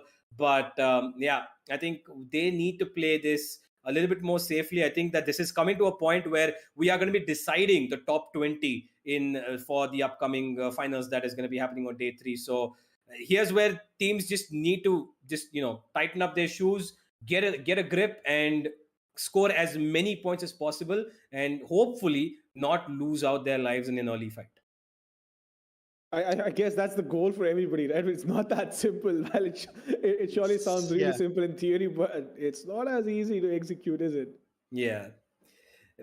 I mean, I would make a case for the fact that like Cripps just earlier said, that Overlook was a place that nobody really actually goes that usually, but then there was a contention there. So it's all about what team eventually decides at the whim of a whip. Yeah, I think at this point it's safe to say that no place is safe to land. We saw 3 teams heading into Rampart's big mod. Who does that? There's Lava City right next to you. There's Dome right next to you. But no, all 3 of those teams have to land in Big Mod. And after that, they took the train station and got away with that. So, these teams will not definitely try to fight early game. But if there is a team landing right next to you, they wouldn't hesitate. They wouldn't fight. They wouldn't fall back. I guess at least that applies to some of the teams over here. We saw some teams falling back as well. So naturally, not everyone has the same appetite of fighting early on. Definitely teams like Sick Warriors team and Sneeze's team, these guys, they pick up early fights whenever and wherever possible. Otherwise, I can't say the same for any other team. Well, again, it really comes down to individual play styles. And the approach you have towards the game, a lot of people don't like sitting like a duck, or they don't like just waiting it out for them. They don't like you, Crips. Then there are people, I assume, like Universe, who are very calm. Universe, I've never really seen you play Apex, but are you the sort of person who really likes to wait it out in the cave instead of going out there? I would say that I have a mix of both. If I see somebody, I'm not going to bow out from a fight. But if I have a chance to third party by waiting, being a little patient, I think I'd say I'm a little bit of across the mix. Well, it's actually pretty smart. So if I were to talk about my play style, right, in any position, right, or in any game, as a matter of fact, the only thing I really like to do is anything that's going to throw my opposition off, right? Anything and everything to annoy them. Because look, winning is fun, but you know what's more fun? BMing, and that's where things start getting a lot more interesting, right? And how do you think I have all the strength in my pinky with the control button, just teabagging all day long? Mamba is the kind of guy who will try to punch somebody after he cracks his shield. That's the kind of I've actually done it, as a matter of fact. I was playing with a friend of mine who's actually playing in this tournament as well. His name is Adi Maestro, and the other day we were playing Apex, and we ended up having a hot drop. I don't remember where it was, but everybody had a gun around me, and I was like, you know what? Just screw it. I'll go in. Maybe I'll be the bait. You can come in and trade me, but I actually managed to get the knock just with my movement and the punches. I couldn't believe it. Addy couldn't believe it. His friend couldn't believe it, and we were in splits. Laughing, crying, right? I hope those were Yeah, tears of absolutely. happiness. You laugh so hard that you start crying, but nonetheless, ladies and gentlemen, we are going to hop into the game. So, quick prediction: which team clips and universe? Clutch I think I'm going to Ministers? stick with Clutch Ministers. Yeah, I think I'm going to same, stick with them safe as well. choice. My prediction was correct once. I don't think I have enough in me to keep predicting again and again and again. All right, regardless, ladies and gentlemen, game number 5 coming your way. Boys, take it away. Well, the boys have certainly landed. T-Rex splitting across. They landed towards the northern part of the map, casually strolling in between. What's that tunnel called? A lot of different teams have a lot of different callouts for this one. The one at the extreme north. Yeah, the epicenter and acclimatizer. Yeah, between epicenter and no, not even between epicenter and climatizer. The one between Skyhook and epicenter. The vertical tunnel. Oh, yeah, that's idea. If Fnatic calls it something else, PSM calls it something else. The official call out, I don't even know if it exists. It's just one lone spot. They landed there, and now they're just chilling across epicenter. Cadaverine, on the other hand, landed towards Outlook. They have a player missing. I'm pretty sure the player didn't die. So does that mean they joined the lobby as a two-man team? Yeah, that's a bit sad. Well, yeah, it looks like it is going to be just the two of them. Just the two of us is what they're going to be singing to each other. We But can make it if we try. I mean, we did see it earlier. Origin did get it. Yeah. They were in a situation where they were against 2v3 against multiple situations. So never say never. And here's Hardstuck, the winners of game number 1, who have landed near the lava stage. Yep, the place that I love. Well, Thermal Station is actually home to not just Hardstuck, but it's also the home to Fake Clan, who are towards the eastern cliff of Thermal Station. Now, Hardstuck realized this. They've taken a little bit of damage, so now they're falling over towards the western cliff. There is a massive area between these two teams. If anyone is wielding a sniper, this is the moment to use it. Because I don't think there's ever going to be this much space in between these teams later on in the game. Obviously, they don't want to stick around Thermal Station all that much. They've looted every inch of this place. The compounds at the auxiliaries of this area are now also going to be looted up. And as they continue moving in towards other stations, north, like let's say maybe Lava Siphon, or maybe even Tree. Wait, Tree isn't in the zone, so it doesn't make sense to go over there. Even Lava Siphon isn't all the way in this zone. They're going to have to go all the way towards Harvester.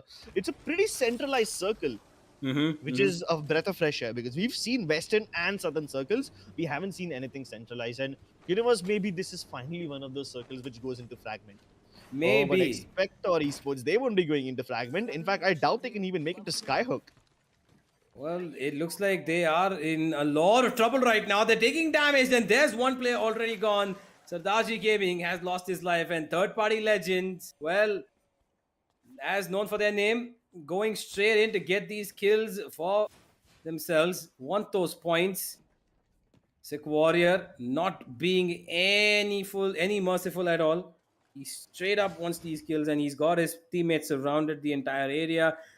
It looks like they've kind of lost them at the moment. They don't really know where they've gone. And there comes the ultimate as well from Bloodhound. Lethal. Oh, no. He's... Wait, where did he go? He left. Sardaji's teammate, the one who survived, he's managed to IG, run yeah. away. They can probably chase him down, because Bloodhound, and this is probably the only time I've seen somebody actually use the footsteps to chase somebody. Oh, there you go. They spotted him towards the right-hand side, and he's been detected. It's a 1v3, and you better run. You better run. You run from his gun. Oh, no, you cannot. boy. Shield's broken already, Oh. and they might be about to end this guy's career right about now. Somehow still managing to lead them on a wild goose chase. How is this guy alive? Oh, now they're confused. They don't know where... Oh, there he is. Spotted again. Running into him. Sick Warrior and Leith Zaid. Oh, they got him. Yep. IG, it has gone down, and that is an early exit for Expector Esports. And third-party legends begin their rioting schemes. Yeah, they didn't even third party this one. They were the first ones to start fighting. The literal first blood. was drawn by this team. So yeah, they're not just gonna wait around in third party you. They're gonna take you down when they get the chance. Unfortunately, Biryani Power is missing one key ingredient. A piece of the meat is missing. The third player is not there. Yeah.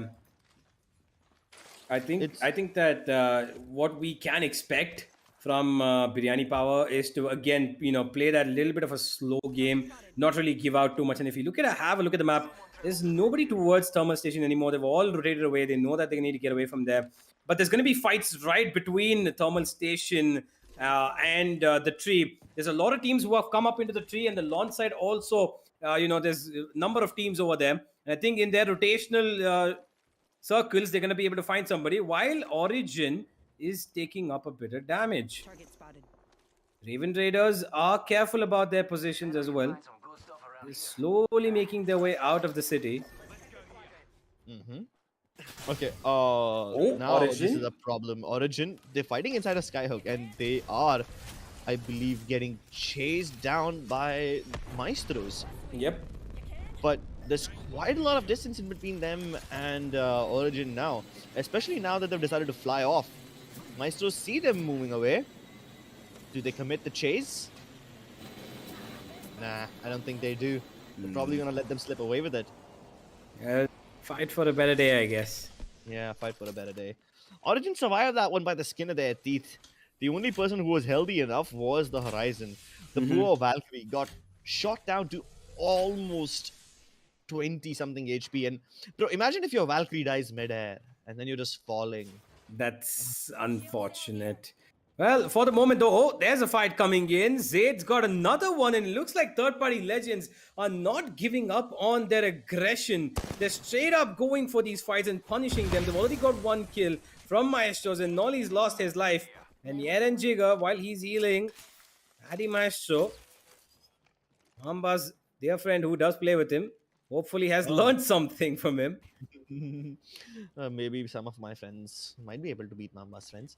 That's what everyone used to say to each other as kids. My dad can kick your dad's ass. Look at stuff that. like that. Maestros though, they're gonna tank some zone damage in order to avoid fighting against Sick Warriors team right now. Oh yeah, they've got the ultimate. Adi Maestro. At the moment, I think they just want to go for the banner, which actually is a little far away. They're about 150 meters away. And I think they might just be giving up on Nolly. I don't think they're going in for this, because they will be taking damage in heavy amounts if they choose to go in for that. And while did Eren Jigo just get out of there without? Yeah, he took the jump tower, no? Oh right, yeah, of course. I just got confused for a second. Did he fly like the Valkyrie? I'm like, no. Yeah, and there's a jump tower right there on the edge of Skyhook. That's probably why I was ever concerned about them in the first place. They have a Val Cult as well, and if not, they have a lot of jump towers in the vicinity. Even Maestros, for that matter. They have now taken the jump tower, gotten into Lava Fissure after exiting Skyhook. There is a nice respawn beacon over here, but they don't have their teammates' banner and no means to recover it either. Yeah, they're gonna have to walk into this. And third-party Legends, they're so easily getting into the zone, getting a couple of kills, already accumulated a couple of points thanks to the number of people that they've already slayed.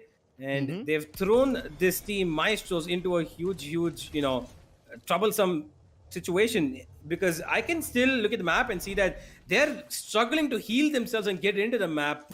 They've got a couple of medkits and syringes, but how long can they actually hold on out there, because they need to get into the zone soon.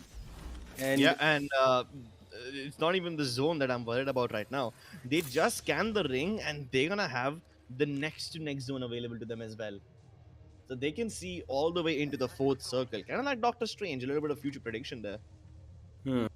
Well, they might run into a team right above them. You can see that Dugu FPS and Co are actually roaming around there. And look at third-party Legends. They have a look at some of the teams that could be around, and really hope not they're going to be straight up running into this, because not every fight is the one that you need to take head on. Team Jaeger rolling up Geyser. Maestro still inside Lava Fissure. They're just tanking up all the zone damage and trying to craft some batteries so that they don't have to worry about getting shut down later on. Fake Line, meanwhile, just on the exit of the Skyhook Caves, are about to engage in a fight. They go for the other side of this door and they want to get inside this Gibby Dome. It's a 2v2. This could be a great opportunity, but both of them are cracked and no shields available. They're getting shot from the back as well. Third party legends, indeed. Well, it definitely isn't third-party legend shooting them, but I'm just, making the metaphor over there. They're getting shot by a team who's somewhere inside a fragment right now and quickly approaching them. Oh, that's Clutch Ministers. I think that's Clutch Ministers. Well, I wouldn't be surprised if it is Clutch Ministers. They always drop fragment, and it does indicate that they are rolling up to this fight. They have taken a little bit of damage, but I think they are ready to continue fighting. And just a few more steps between them and their next opponent. Indeed. I think it's going to be an interesting fight between Clutch Ministers and third-party legends. I think that is something a lot of people would be hoping to see. One of the experienced people fighting off against a really, really aggressive team who just want to completely bow out and not give you any respect or any sort of, fighting chance at all. And it looks like while the zone is circling around towards Survey Camp and around Fragment, being in the southern zone of it, it's going to probably end up in another mid zone. And here's Origin, who are quite well and alive here, looking to get themselves a little bit of ground to play with. But again, one of their players is on white shield still. There's one player on purple, one on blue. There's completely, split across. And now they want to probably run away from there. While there's fights going on inside tunnels here, third-party legends have gotten a lot of pressure on them. They're looking for these kills. There's one. He gets one, lethal. And while he spotted another, they're taking in a lot of pressure here, but they're still standing strong, Crips. Third-party legends inside this tunnel, fighting their opponents, but so far, they have done it well. Third-party legends indeed were coming in from the zone, and they've already lost a little bit of HP, but they found a way to stabilize themselves. Harsh, meanwhile, has finished off Eren Jigger, so that's even more problems for the team that we saw earlier. Yeah, it looks like Clutch Ministers are getting into the game as well. They really want to get as many kills as possible because they did finish up on the top in one game. So now it's just about getting kills, accumulating those small little points as much as they can, and getting higher up on the board in terms of placements as well. Here's Raven Riders. Yeah, and they're just outside the tunnel that Team Third Party Legends is trapped inside. So the tunnel that Third Party Legends is inside right now was the one tunnel that I spoke of before. The tunnel without name that has multiple callouts. Yep. This is the one I was talking about at the very start of the game. Between Survey Camp and Skyhook. Yeah, between Survey Camp and Skyhook, yeah. Yeah, so third-party legends are on top of there, and Survey Camp has been taken up by Raven Riders. So if they choose to go out, which is going to be the case in just about a couple of seconds, I believe, because third-party legends are going to be forced out of that tunnel, and they're going to come out from there, and they will be taking up a fight, which I'm pretty sure that they are not afraid of. But Raven Riders are not looking as confident, even though they've heard all those bullets come in. And here's third-party legends again. Yeah, there's the fight. They've spotted them. And while they might be right next to the zone, they've even got another outlet to run away from here if need be. Hold on, Universe. They haven't spotted Raven Riders. The team that they have spotted was Clutch Ministers. All these three teams are right in the vicinity. The top three teams which we spoke about, any three of them could be the champion. All of them are present in this region. And that's actually a good sign for everyone else in the lobby. If these three teams end up taking each other out, this lobby has been blown wide open and it could be anybody's game. Yeah, but look at third-party legends. They're being covered off by the main entrance of the tunnel as well as the side entrance where they had a look towards Clutch Ministers. So they're covered up right now. I thought they would have a region to get away, but not to forget, they do have a Valkyrie. So if they find a safe spot outside the tunnels to maybe activate an ultimate and get away from here, could be possible, but they're not afraid to take a fight. So they're going straight in for this. Oh boy. Sick Warrior deals a lot of damage, but in turn gets a bit for himself as well. And while Lethal is again, accompanying his team with the ultimate to try and keep their opponents at bay, pots him out. While he does have that night vision kind of ability, as well as his, it's sort of night vision, right? Clears out everything else, sees his opponents in red. It's all father vision. Yeah, I know what it's called, but I said night-like vision. I get it. humor was never my strong suit, but defense wasn't the strong suit of third-party legends. Right now, they are the ones on back foot. Their opponents have taken crossfire angles. 1 towards the left-hand side on the blue box, 2 more on the house on the right-hand side. The only thing that could work for them in a situation like this is if Clutch Ministers start fighting against Raven Raiders. Sorry. Yeah. I don't know why third-party legends are actually constantly forcing this fight when they can't get away from that one little, tunnel behind them. Not anymore. Not anymore. The tunnel is now covered by this zone, and it's the 4th zone. So even your heat shields won't last all that long.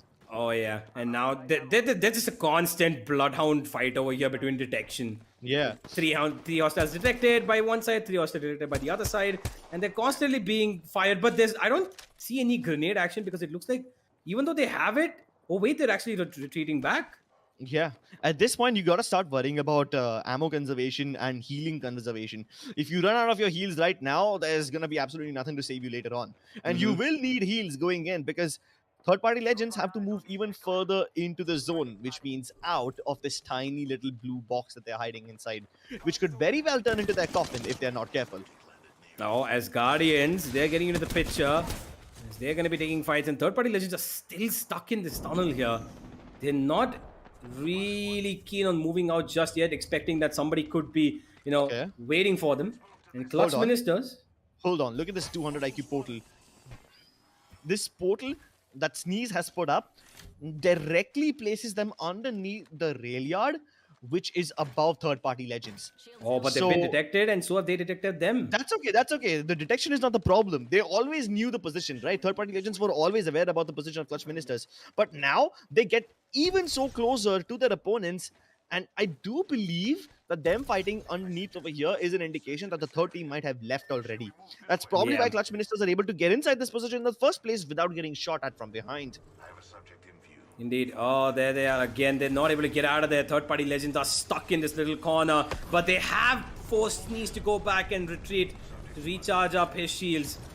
They're fighting together. It's a 3-man push. And if they decide to push in here, there's another team coming in from the side. And there it is. They've got the 1 kill. Scorpion finds it. And Namanpreet goes down from another team. And here's a huge fight between 3 teams here, ladies and gentlemen. Third-party legends seem to be the core focus of this. That Rage portal has gone away, so this has to be a fight they need to take right now. Clutch Ministers, this is one of their most important fights. They win this, they will have an opportunity to win the game as well. There goes the Jibby ultimate. Oh my god, that works out perfectly. And this is allowing Sneeze to get into a position where he can cause them damage from the backstab. And Clutch Ministers, they are trying to triangle into their position. And have they done it? No. They just wiped out one of the players. Sick Warrior gets knocked down, which means it's now a 2 versus 3. Clutch Ministers need to buy a little bit of time for Scorpion to heal up. Meanwhile, Sick Warrior has been thirsted as well. That's another armor swap available for Sneeze and Co. But while that's happening, third-party legends are absolutely not intending to go out. Meanwhile, on the other side of the circle, we have Asgardians fighting alongside Epicenter. This is a completely different battle from the one we saw before. Clutch Ministers have the Chrome available once more. 2 versus 3 again because they've already wiped out Sick Warrior, which means their opponents no longer have the Valkyrie ultimate. Yep. They don't have any support to fly out of there now. They're gonna have to walk this through wherever it is, and Clutch Ministers are covering themselves up pretty well here. 6 squads left. They just need to keep themselves alive. They spot another one here. There's a lot of damage being done. Grenades being thrown in. Clutch Ministers under very, very heavy pressure here, and they're not able to get out of here. Neither are they able to fire back and give some sort of retaliation. And it looks like they might just be in trouble. Oh no. The Motherlode gets dropped in front of them. There's no leaving. The only thing that could save them over here is probably a Wraith portal. Yep. But is the portal ready? I don't think so. It's going to take a while before that portal comes up. And look at this, as Guardians are actually on the other side of that circle. And they're taking fights onto another one. Shiva's taken down a Patibai. And that is problems. As Guardians causing damage now. But they take one down for the team as they try to do that. Clutch Ministers have gotten out of their position, it seems. Yeah, and that too in such a risky manner. They now go up close through the scaffolding compound into the opponent's Gibby Dome. Reliable 8 and 12 damage on the Peacekeeper. That's exactly why I hate this shotgun, but it gets them the knock regardless. They might just be able to finish them off as well. Armor swaps available on almost everybody, and Clutch Ministers are ready for the next fight before it even begins. Somehow they're fighting through waves and waves upon enemies, and they are uncontested. Oh, the Raven Spitfire. Riders, by the way. They left that fight a long time ago. That's probably why Clutch Ministers was able to focus on third-party legends in the first place. And this gave them a little bit of a lifeline. But can Raven Raiders fight back now? Shiv, he's trying to move his team out from the sticky situation, but there's nowhere left to go. Just hoping to bide some time inside his portal and maybe survive up until the third spot. He does manage to do it, but it's the final 2 teams left, Universe, and this is it. Clutch Ministers going in for the clutch here again. They could be on the way to the finals if they win this game. There's no way the opponents are going to be surviving this. It's a 2 versus 3. Damage comes through. There goes the Chippy. And Clutch Ministers, the champions yet again. And what a game from them. Holy moly. This is the kind of game that makes you sit down and just take a deep breath and then hit that rewind button, because so many things happened in this one. You wouldn't even be able to tell in the proper chronological order how this team is able to win take the win. First, in this one, you wouldn't even be able to tell in the proper chronological order how this team is able to take the win.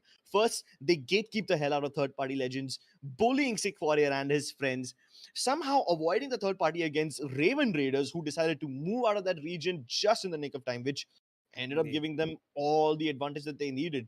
And then when they finally show up to the final fight, they all have red shields, full health, Gibby Dome available, all utility required. Meanwhile, the other team is just starting to heal up, and the only thing that could protect them was maybe one caustic gas canister, and it wasn't even enough. That's perfection from Clutch Ministers over here. Oh, absolutely. But here's the thing, right? Wasn't this your prediction as well for both of you, that they might actually walk away with a victory?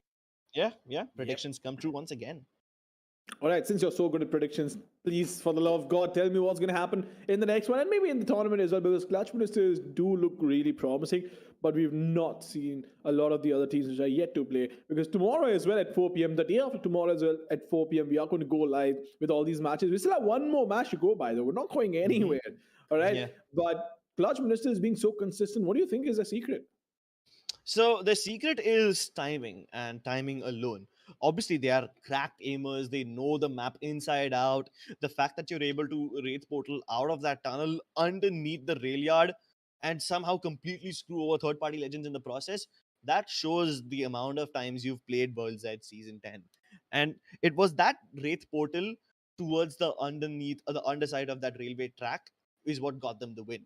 I mean, they were stuck with the toughest of the toughest competitors. You have third-party legends, Raven Raiders, all the tough teams around you inside that tunnel. Somehow you're able to stay alive, out-maneuver them, force one of the teams to leave the region and force the other team to come into your waiting embrace. That's amazing. And then after that, after they wiped out Sick Warrior's team, they were gate-kept by a Fuse ultimate, the Motherlode. Somehow they got away through that. And while the other two teams are fighting just outside of Epicenter, these guys move in and they get the win. Oof. All that requires a lot of decision making, which is incredibly difficult. So timing your Wraith Portal, conserving it for the right moment, using your Gibraltar ultimate when Sick Warrior's team is outside of the tunnel so that they actually get hit. That's brilliant. Yeah, no, the way you simplified it, right, and you said it requires a lot of decision making, was almost as if you were stating the obvious until you went on to break down what decisions were involved. Yeah. But no, you do have a valid point, right? There are a lot of intricacies. There's a lot of timing involved as well, and you might have an upper hand, but if you mistime your ability, you might actually walk away with an underwhelming result. Instead of what you were expecting. So that definitely is really crucial. But Universe, what is your take on this? What do you think is the secret, or do you agree with Crips on this? I do agree with Crips. I think that the one thing that Clutch Ministers actually did really well was hold on to their ground under that tunnel, under that bridge, because when they were getting pressured by that Fuse ultimate and a lot of grenades were putting in, the team that was actually pressuring them should have gone through with it, because Clutch Ministers wouldn't have gotten out of there if they would have had maybe 1 or 2 grenades and Arcstar come through and somebody firing upon them as well, because there was no way they were going back. They couldn't have gone back. The zone was at their, they were their backs against the wall. And if that team would have pressured Clutch Ministers under that bridge right there and not let them let them come in with the zone, I think the team that would have done that would have probably won the game. But Clutch Ministers held their ground until the very last second. And well, the team that let them go paid the price for it. Yeah, but that's the beauty of that, right? If that Fuse team decided to push them in, they would have gotten shot by Raven Raiders. They would have gotten shot by that last Caustic team. I forgot the name. Please forgive my weak memory. So that Fuse team can't push because there's two other teams waiting to shoot them down. Raven Raiders decided to cut their losses short and they left the area very early on, probably because they were running out of meds. That's the only plausible reasoning. But there's so many things that could have gone wrong for Clutch Ministers over here. Raven Raiders leaving was one blessing in disguise. The Fuse team not pushing, another blessing in disguise.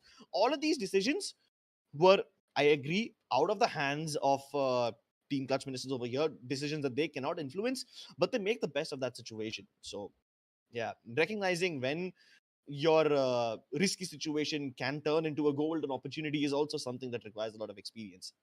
Oh, absolutely. You need a lot of an understanding of the game, and you need to be able to run these scenarios quickly through your head and also recognize all these patterns, because there are certain situations that occur over and over and over again in the game. Sure, there are a lot of players involved in the game, in the server. Listen, the more players you have, the more permutations and combinations you're going to have. But there are certain plays, there are certain things which you see happen over and over again if you invested so many hours, right? Universe has 1,000 hours. He's still casting. Imagine all these players probably with 5,000 hours, 4,000 hours in the game.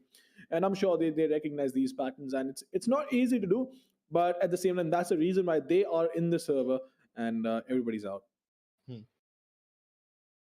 Universe? Yeah, well, that is true. I think that, the 5,000 hours that they would have put in, maybe more, I think, honestly, 12 seasons in, I think that this has clearly shown their expertise, especially Clutch Ministers who, it's not even about their individual abilities that come into play. The way that they talk, I think the comms must be brilliant because of the way that they make themselves a very tightly knit unit as to when they have to execute a certain attack, like the one that happened on Third Party Legends, when exactly that Gibby ultimate had to come down, plus the Wraith portal that came in. All of that could not be happening without having good comms, which I think this team really does. And I think that they're, like Crip said, their decision making, not individually as a whole, works out perfectly for them. And I think that this only comes from experience. And now, I honestly believe the Clutch Ministers have probably secured a spot for themselves in the grand final of this tournament. And I think that a lot of teams need to be careful about how they can approach them, because if Clutch Ministers are allowed space to breathe, they will take everything. So, at this point, everybody's probably going to watch out for them. Yeah, that's what happened. You gave them an inch, they took a mile off of you. They took 2 wins in the same day. So, yep, that's amazing too. Absolutely. If you give them an inch, they're going to take a mile. And look, for now, I think they're definitely rolling on a lot of momentum. They do have a lot of confidence to work with as well, because 2 victories don't come easy. And at the same time, they did come in as the hot favorites, at least today, right? Because both of you folks have seen them play very often. Some of them you happen to be your friends as well, if I'm not mistaken, Crips. So you do know the game in and out. And of course, living up to the expectations that they had. Of course, they're going to try and walk away with 3 wins today. But if that is going to happen or not is something we'll find out at the end of the game. But I do believe that they will go all guns blazing, Crips. Definitely. It's not just Clutch Ministers that are going to go guns blazing. I really think that it's about time Raven Raiders start to play more like themselves. I've not seen them back away from a fight all that often. And I agree that the decision to fall back in this game was a tactical one. It's because they're running out of meds, running out of resources. And it was pretty much a pointless fight, okay? I mean, those 3 teams, if they stayed in that region, it would have been the team that runs out of resources first is going to be the one that dies first. So they were like, yeah, let's just cut our losses short. But I've seen Raven Raiders to be the kind of team that pushes in way faster than anyone else. Their decision making is much faster, which allows them to get into these positions a lot quicker. And of course, their aim is nutty. So that's the obvious, right? I haven't seen them play as confidently as I'm used to see them playing. So maybe if they can commit to their fights more often, it would be great. What else? Apathy's team. I feel a little sorry for them. I mean, on paper, they had the best position. But then again, when you have the best position, every team focuses on you. and you're the one who's gonna get beamed down first. So even though he had the right play over there, he couldn't survive in that position for long enough. Well, look, you're going to get beamed no matter what you do, right? As long as you're in a position where there's not a lot of cover, you can move around quickly in Apex Legends, but it's not quite quick enough if you're up against a decent player and a half. Because look, all these players, they track like lasers, and I've seen them play. We've seen how incredible they are, and with the way the entire training regimen has also changed, right, over the years. When Apex came out, there was no concept of aim training. Now you see folks tracking dots and clicking dots and tracking cylinders across the map. There's a lot you can do. And with that, we've just seen players improve so much, and it's almost as if the mouse is an extension of their arm. And sometimes it's almost unbelievable how good they are. Exactly. And you're talking about tracking dots and aims. I'm seeing people fly across. I mean, super guide did not exist up until 2 months ago. Now everyone's doing it.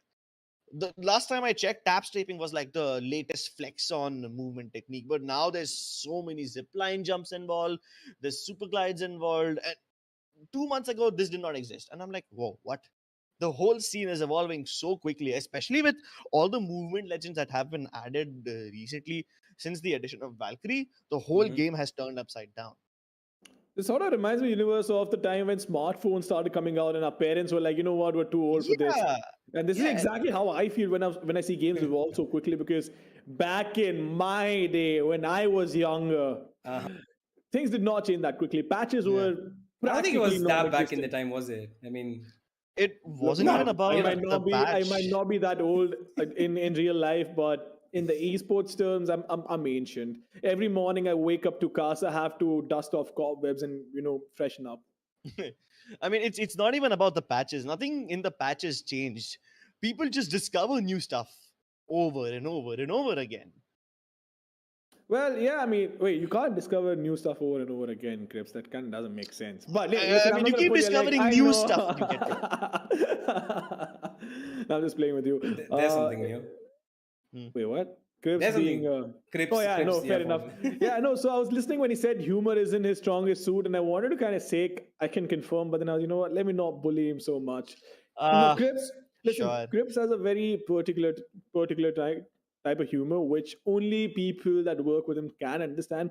There's a lot of tongue-in-cheek humor involved as well. I'm pretty sure some people might have picked up on it, but if you haven't, then you're missing out. So do pay attention to what these folks have to say, because look, the games are interesting, but these casters take it up a notch. Oh, bhai, bahut maska maar diya. And everything will keep happening, but we are going to move on to the game. So Crips and Universe, take it away. Whew. Pretty sweaty day. Not gonna lie. We've had all kinds of things. We've seen the most ridiculous zone finishes. We've seen the most incredible gatekeeping attempts. We've seen teams outmaneuvering those gatekeeping attempts and turning the tables on their opponents, and everything in between. Last game of the day for now, Universe. What are your expectations? Well, I'm really looking towards the northwestern side of the map here, Crips, because we can right now see three teams over there. It's Begum's team, which are Raven Riders, third-party legends, as well as secular Nibas. All three of them are between Skyhook, Lava Fisher, Trials, and Countdown. And that is very, very interesting for me, because I think that this is going to be a huge fight between these three the minute they get the loot that they want. While everybody else is kind of spread out across, I think that, this is the northwestern part of the zone is where we're going to see a huge fight erupt in the early stages of the game. All right, so we have one team, that's FPS Ajax team in Skyhook, Sig Warrior and Begum's team right next to each other in Lava Fisher and Countdown respectively. Yep. There is a team in staging. Dugu FPS team, his team is in staging. So, yeah, that's also there. We have Sneeze, Edith, Scorpion, Clutch Ministers occupying Harvester. So I don't expect them to be getting into any fights anytime soon. Apathy, the guy who I spoke about before, inside of Lava Siphon. And yeah, the southern part looks kind of clear this time, so I'm not expecting any southern zone fights. Yeah, unless there's rotations coming in. But here's third-party legends. Oh, they're running in already. They're going in for the fights, and this is heavy on them. Raven Riders are taking early damage and they're already getting ultimates being put and they've lost a player already. Oh boy. That's one player dropped and that is the Octane as well. So this is difficult and there it is. He's even been completely taken out. The banner has been recovered or should be recovered I think in a couple of minutes. No. Oh wait, Shiva and LP Warrior have actually gone away. They've run away from here. And third party legends are not giving up on their stride to kill them. I kind of respect that. They killed Begum, one of the best players in the country. With him out and no way to recover the banner, you're gonna have no movement at all. Without the Octane jump pad, how are you gonna get around? Well, it's not like the Valk ultimate charges all that often. I mean, the jump pad has like what, a 90-second cooldown. Valk is more than 2 minutes. Well, it probably is them depending upon the Wraith portal. Shiva is just holding down his ground, seeing where exactly his opponents are landing. And now they're split up as well. And third-party legends have spotted out the one player that is LP Warrior. And they're trying to chase him across the entire pathway here. They are relentless. They don't want to give up anything. Yeah, this wild goose chase. It went from Skyhook to Lava Fisher. And now we're on the border of staging. Like, come on. Half of the map is already covered. Yeah, now they're probably gonna see another team here. So yeah, but there was nobody. Oh yeah, wait, there was Dugu's team in staging. Yep. Are they still here? That's what I want to find out. Well, let's see. He is scanning for it. Oh, there it is. They spotted one. They know they're here. The ultimate comes through. The third-party legends might just be living up to their name now. Yeah, staging's taking a lot of early fights here, and LP Warrior is just trying to survive at this point. Nobody cares about the loot. Shiva and LP Warrior are just running for their lives, and this is so difficult for them because third-party legends are just not giving up whatsoever. Chasing them across the entire goddamn... Exactly. Like, imagine using the Bloodhound ultimate to just run away. Run away, yeah. Sure, it does give you a little bit of a speed boost, which kind of turns you into Octane's younger brother. But then again, that's not why you use the ultimate. You use it to scan more often. And from Lava Fisher, now knocking on the doors of Thermal Station, from the northernmost edge of the map to the southernmost edge, these guys have gone on a World's Edge tour. Unfortunately, they don't get paid enough for tourism. Yeah. They had to pay for it with the life of their own teammate and now can't even recover the banner. Oh, there's a fight though. Yeah, there is. There definitely is. Raven Raiders, they see third-party legends fight someone else. And I can only assume that's Dugu's team. Unless I'm proven wrong.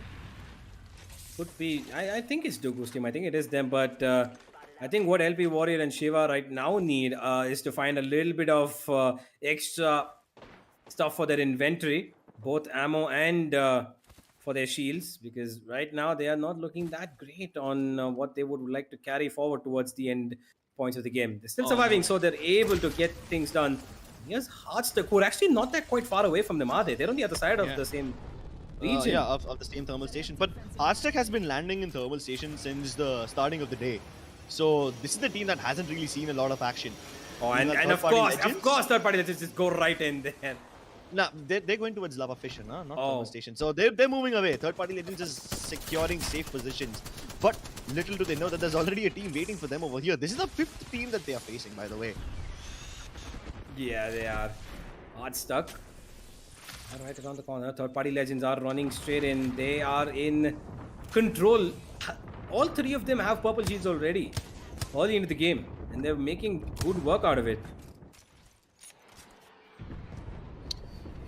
No knocks just yet. They're just waiting for an opportunity. Third-party legends moving across the bridge to check up on that geyser, which is currently yeeting people upstairs and letting a team get onto the high ground on the other side.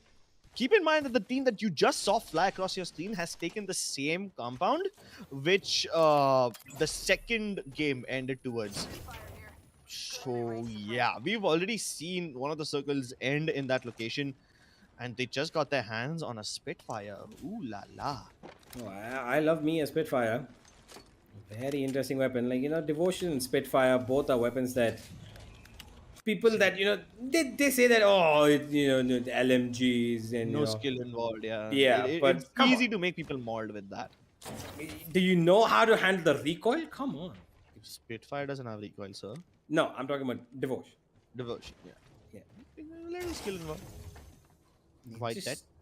Again, there's certain weapons that a lot of people criticize. Like for example, everyone says that the wingman is good, but at the same time, everyone says that the 30-30 repeater is unreliable, and I'm like, they're just literally the same gun, except one is longer and you can attach more scopes to it. But see, those controversial opinions now, you should keep to yourself for the most part.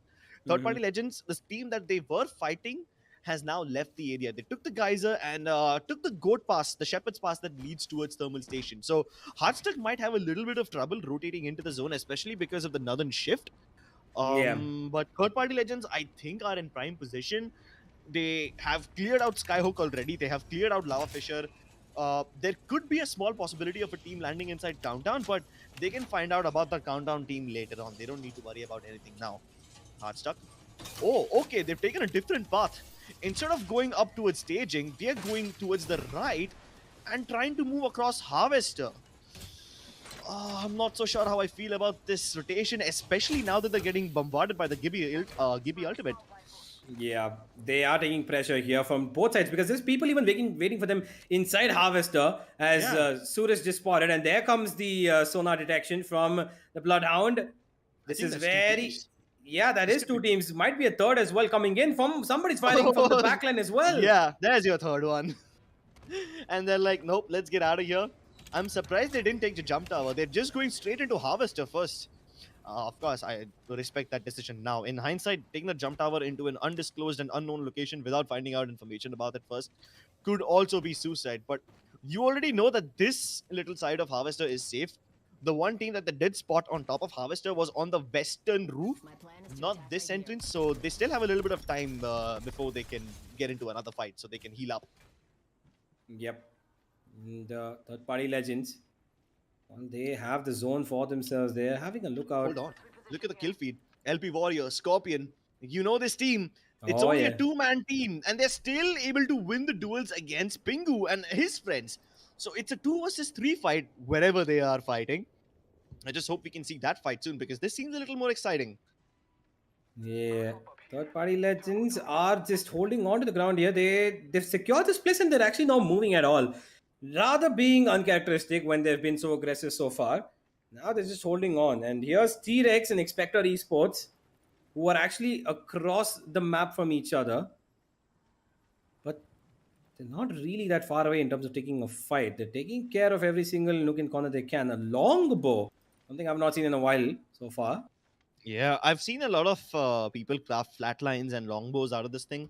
So yeah, a lot of people are definitely using the replicators to the fullest extent. Ooh, Nolims eats a chunk of damage to recharge. Somebody from Fragment has completely rid him of it. So they know there's a team over there, and now they're trying to get away from here. They don't want to take these fights. They don't even want to go towards the city at all. And, oh, come on. I just saw the name of T-Rex's second team. It's Sanskari Vegeta. I thought Vegeta was. I thought every person in the Dragon Ball Z universe is very... Sanskari? I mean... Anyway, forget about that, man. This is the third zone that's closing in. They are near Harvester. They have to go to Countdown. And a very long path stands in between them and the next entrance to the zone. And let's not forget, there were two teams inside of Harvester who've most likely already left the region. The cave that connects this place to the vault region is most likely going to be occupied. If you try to swing wide towards Lava Fisher, you'll run into third-party Legends. T-Rex is going to get gate kept heavily. And I'm not sure if they have enough heals to keep themselves going. Yeah. Even the lifeline drone gets broken down in the ring unless you have a heat shield. Indeed. And right now, they're just trying to keep themselves alive. They are not that far away from the zone, so they're probably going to be able to get in. While third-party Legends are still sticking around their little corner. And they're keeping themselves alive. T-Rex slowly moving in. I'm not quite sure if there is anybody who's going to be camping up in this tunnel right now. But they need to be careful. They don't even have any informational-based Legends to help them. So they're going to have to just eyeball it. And the landing in landslide, man. This is the worst place to be caught in. I hate this Especially when place. I hate it with every cell of my being. This is the worst place to get caught in. If especially there's 12 squads left, which surprises me because universe it's a third circle. There's 12 squads left. Yep. I thought we would be down to at least the top 10 by now. Yeah, it looks like the players want to give us an all-out chaos in just about a couple of seconds, because the one time that we expect them to have a little bit more of an extra fight doesn't really happen. But it looks like Apathy Bai is going to be looking forward to making our top 10 dreams come true already. He's taken down one champs. He's getting a champ from Champ Squad. And yeah, Pingu's gone down again, and it looks like they are still alive. Pingu was alive. Apathy Bai will take care of him though. And that should be going up to 11 squads in just about a couple of more seconds. As Guardians, they have a very good positioning here. The zone is right in for them, but they are centrifugal right now. So they need to take care of both their back, front, left, right, every single point. Yeah, there it is. The Apathy Bai has spotted out one. Ooh, there it is. He gets the lot of damage that he needs. And there's one more squad gone down. Cleo has fallen. And guess who it is? Of course, it has to be Clutch Ministers. Clutch Ministers, I think they're still just knocking on the doors. I don't think they have any intentions to commit to this position. As Guardians do have a decent location, you know.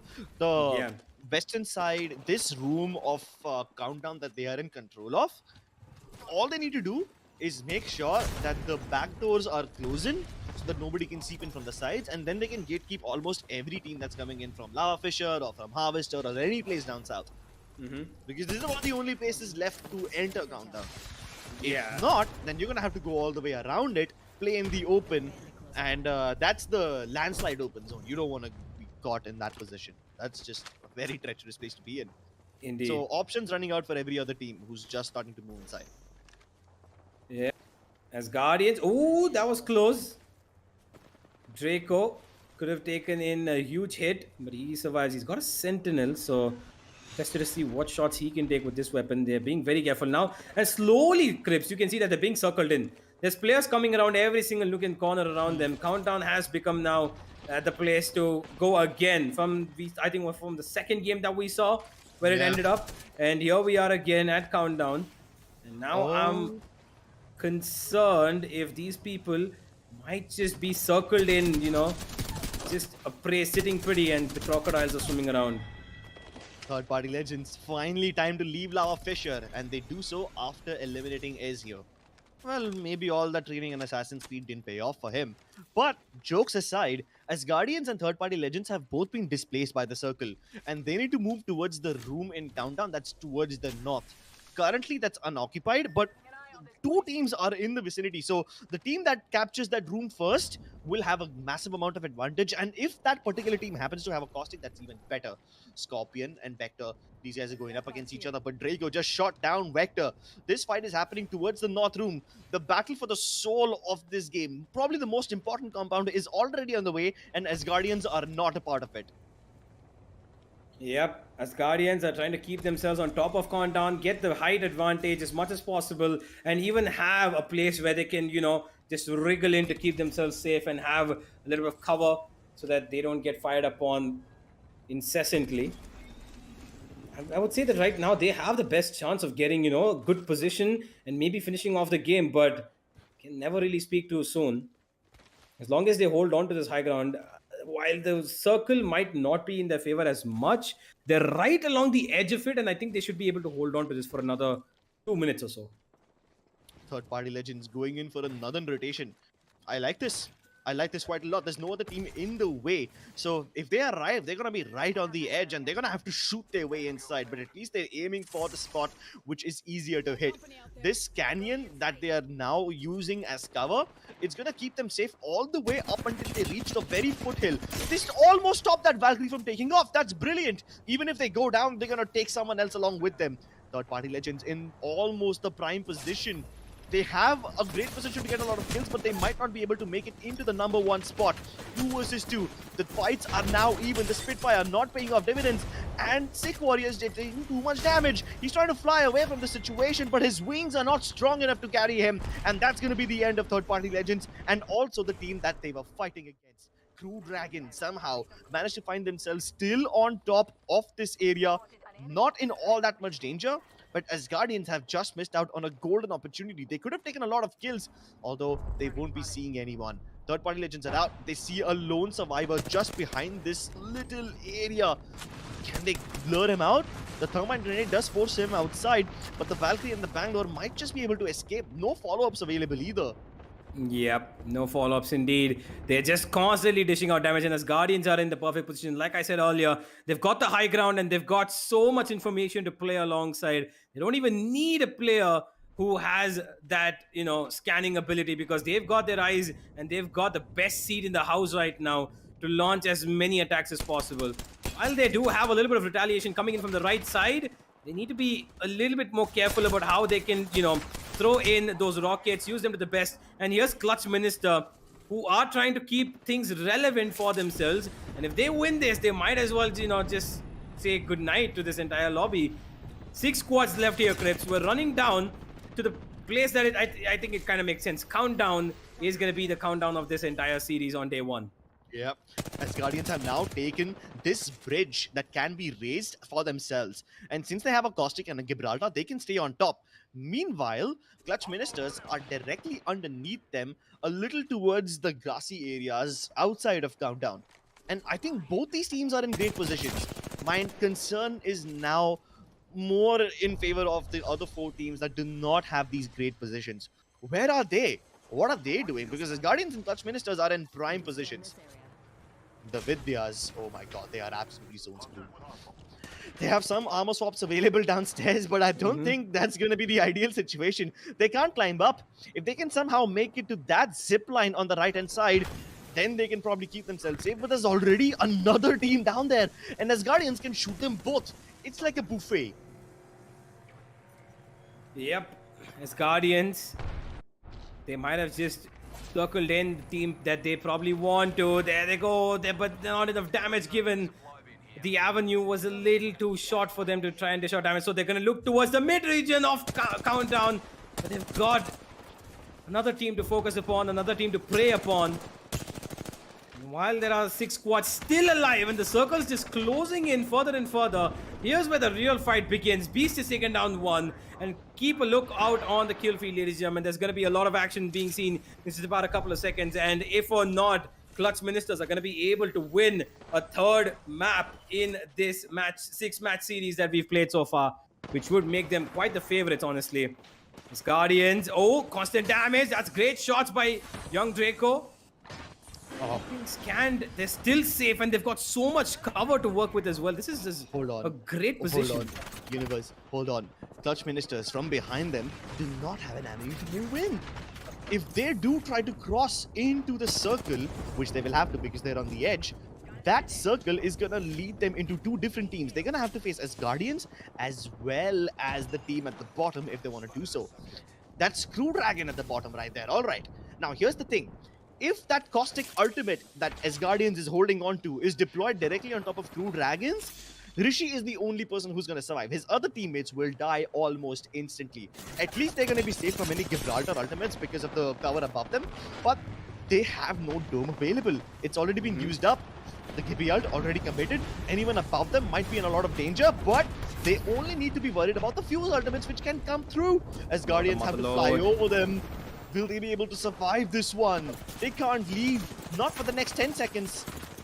Yeah, they're completely surrounded here. They're not taking as much damage as they, would have maybe thought would come towards them. So it's a good thing. They're trying to get the rotations in. There goes the Caustic damaging packages that they would love to poison their opponents with. And there's a lot of fights happening here. As Guardians looking to come out on top. There's so much cover from that Caustic, smoke screen as well. Throwing in grenades, keeping themselves still relevant. 4 squads left here. I think they're still one at the bottom. They're trying to stay alive. and they have enough room to stay on top of this ledge. The Nox gas basically denies the zipline. Anyone who tries to climb up on top of it will have to tank flash damage, and that's not something that's very easy. Another fuse ultimate committed, but that's completely fine, as Guardians never wanted to leave this place in the first place. All they need to do is just make sure that Clutch Ministers doesn't pose a threat to them, and Clutch Ministers decide to commit the fight downstairs instead of going upstairs. Now it's just them two. It's as Guardians versus Clutch Ministers. Sneeze still has his Horizon ultimate, so if he requires, he can pull them to the edge. The Gibby Dome keeping them safe for now, but as Guardians have the height, luckily for Clutch Ministers, there's no throwables available on as Guardians, and that's the only thing that's keeping them safe. They go up using the Horizon Q. Meanwhile, as Guardians jump down. What on earth? The positions have changed. What? The team upstairs is now the team downstairs, and Clutch Ministers, even after having all odds stacked against them, one bell-timed gravity lift is all they need to win their third game of the day. Holy shit, I did not expect that. I also have to criticize, why on earth did Asgardians have to jump down? Yeah, they know there is a Horizon on the other end, so at some point they're going to try and force the fight, and plus they had the height advantage. Just shoot them from up above. They had no cover. Yeah, they know there is a Horizon on the other end, so at some point they're going to try and force the fight, and plus they had the height advantage. Just shoot them from up above. They had no cover. Maybe they only jumped down because the zone would have forced them to, relinquish that area on top. And even then, they didn't make any mistakes, right? Before they landed, they put down the Gibraltar bubble so that they could stay safe. But little did they know that a gravity lift would come through at the same time. And what happened is that the Gibby fell down on the ground, but his other teammates, they were interrupted by the gravity lift. They got thrown outside the zone, and they started taking heaps and heaps of flash damage. Game. That's such a terrible way to lose, man. I mean, his Guardians did everything correctly. They survived third parties, fourth parties. They survived 2 fuse ultimates. Yep. And they still lose. That's just incredibly sad.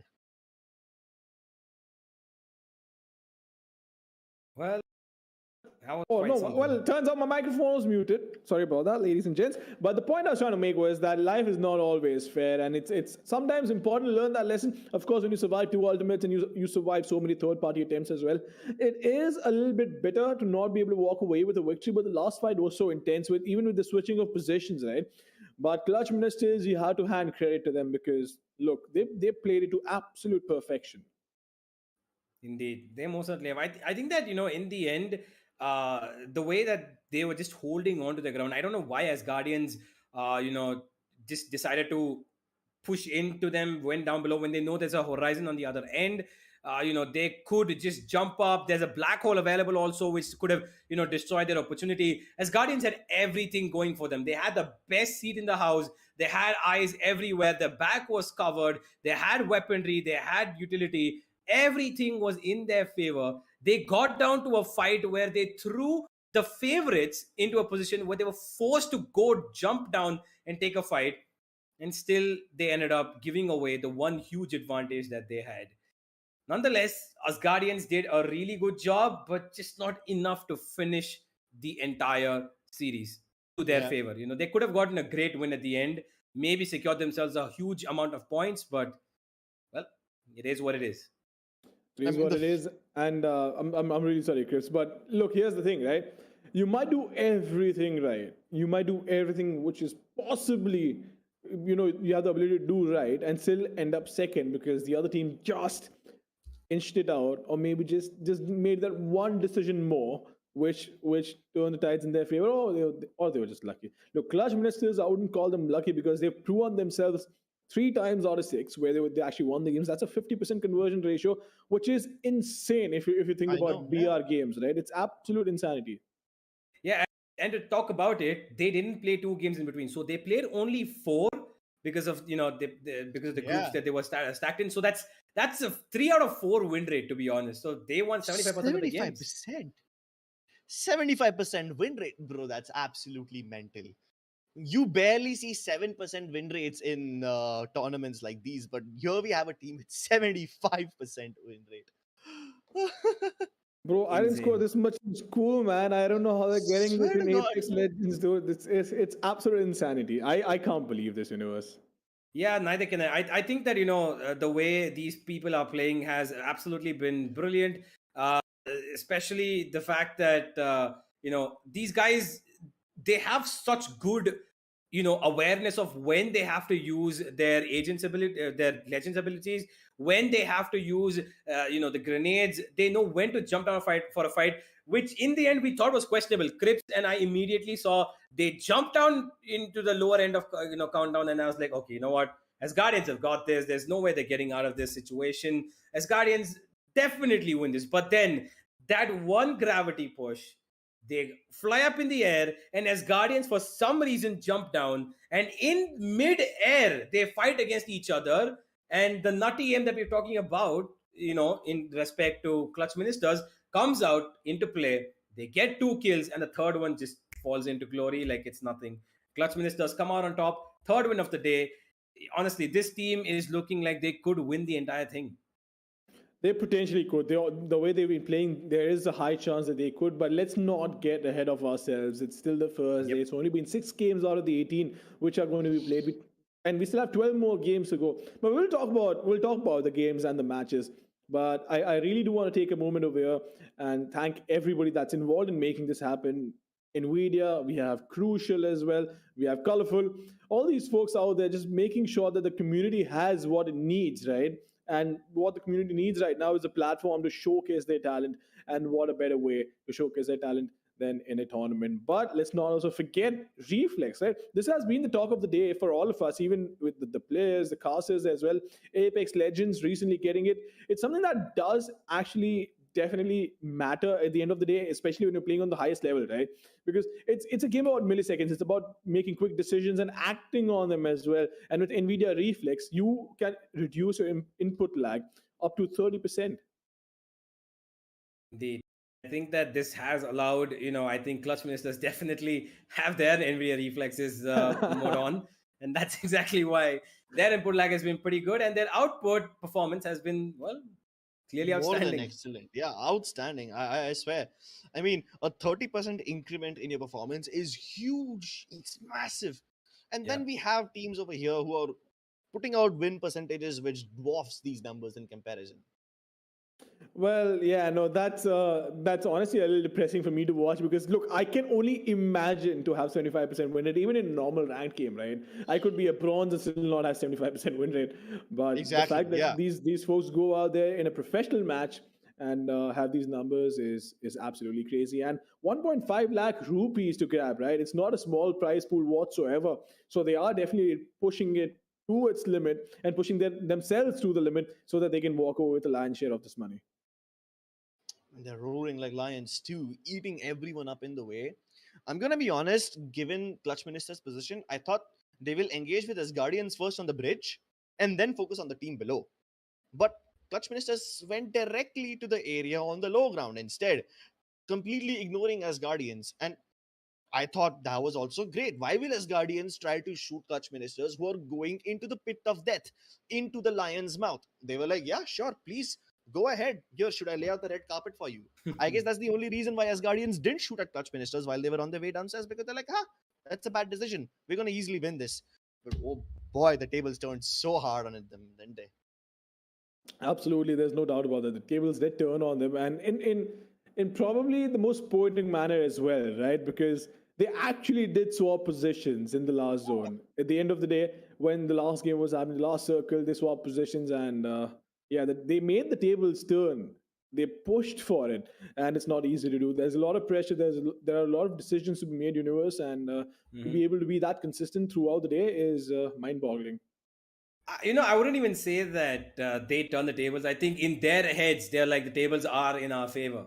They're probably thinking that. They're like, we don't care who's up there, who's not there. The tables are in our favor. There's no way it's turning around.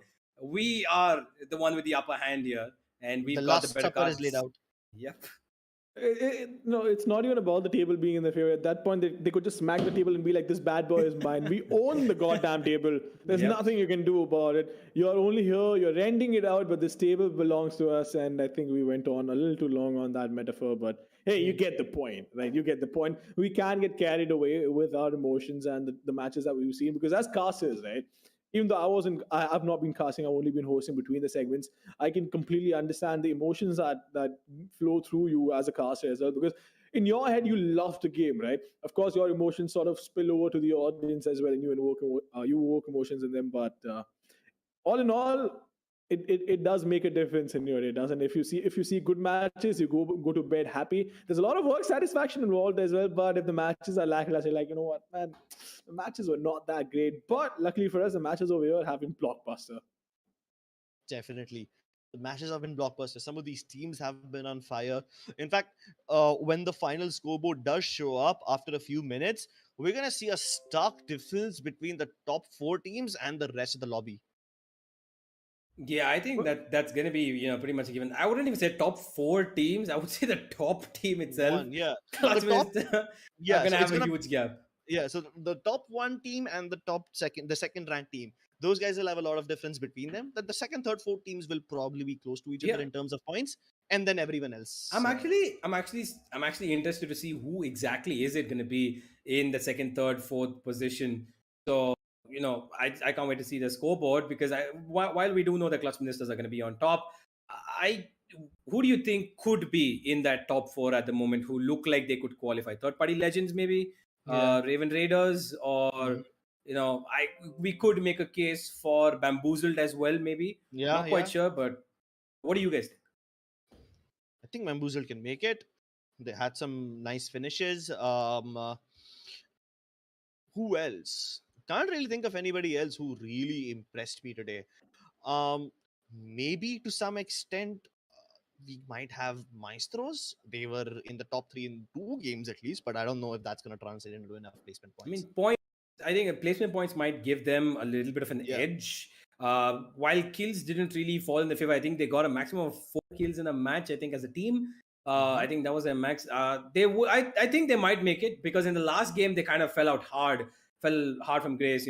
I think they got out very early on, and that might have affected their placements a little bit. But yeah, the scoreboards should be coming up in a bit, I hope. And the scoreboards are definitely coming up right now. We'll have a look at that. We'll break the numbers down and see which team stands where. But for me to wait it out. Hold up for a second. For me to sort of push for a team, I think the only team that I'd be concentrating on right now are Clutch Ministers, with 80 points on top, Bamboozled right after them, Heart Stuck as well, right? The top 3 teams that we've been talking about, they've proven themselves, and we have Asgardians with 41 points, and Raven Raiders not too far behind.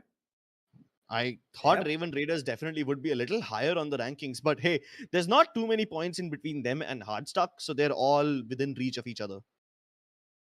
Yeah, I think that it is quite a bit of a reach that they have got. As Guardians are pretty close to Hardstuck, and I think that Hardstuck could make a case in their games further on as well. I think that Clutch Minister having this huge lead on top gives them that cushion, but at the same time makes teams really, really afraid of the fact that, okay, what more can these guys actually do? Like, they've got such a very tight knit legend pool. I think they are very good on multiple legends. I think they know how to work it out even when they don't have a certain player alive at times. And while we talk about the teams that are right below them, Bamboozled have had a consistency of maybe placing in the top 5 across, and that's why they've got those 61 points that we see right now. Hardstuck are there as well. But what I'm actually surprised by is the absence of third party wow, did I just forget their name? Third party legends. Third party legends, yeah. Third party legends are actually not there in the top 10, and I'm probably we'll see them in the other group standings or something or the other. What surprised me even more was seeing Origin down at the 10th place. They won the game. They won a game actually. And despite that, so they have 27 points. 12 of those are by winning the game. I'm assuming 3 or 4 more by killing the people in the same game. So you have 15 points from one single game, approximately. And then less than 15 points from all the other games that you've played today. 27 points in total. That's quite less. Man, I'd help you crunch in the numbers, but I would probably need a little more caffeine in my veins, and maybe then I'd be able to help you crunch the numbers. But you do make a lot of sense. I do agree with you well, having faith on the numbers that you've crunched. But no, jokes apart, it's been a fun day, though. It's been an absolute fun day watching all these games, hearing you folks cast. And to all the people who are watching out there, I hope you guys had fun as well. You guys were watching the NVIDIA GeForce Esports Festival Apex Showdown, which was sponsored by Crucial and Colorful. A massive shout out to CryptoNet Microsystems as well for making it all possible. We will see you guys tomorrow at the same place, at the same time, 4 p.m. Indian Standard Time. And until then, have a good rest, have some fun, grab some coffee if you're a night owl like me, and we'll see you guys tomorrow. Bye.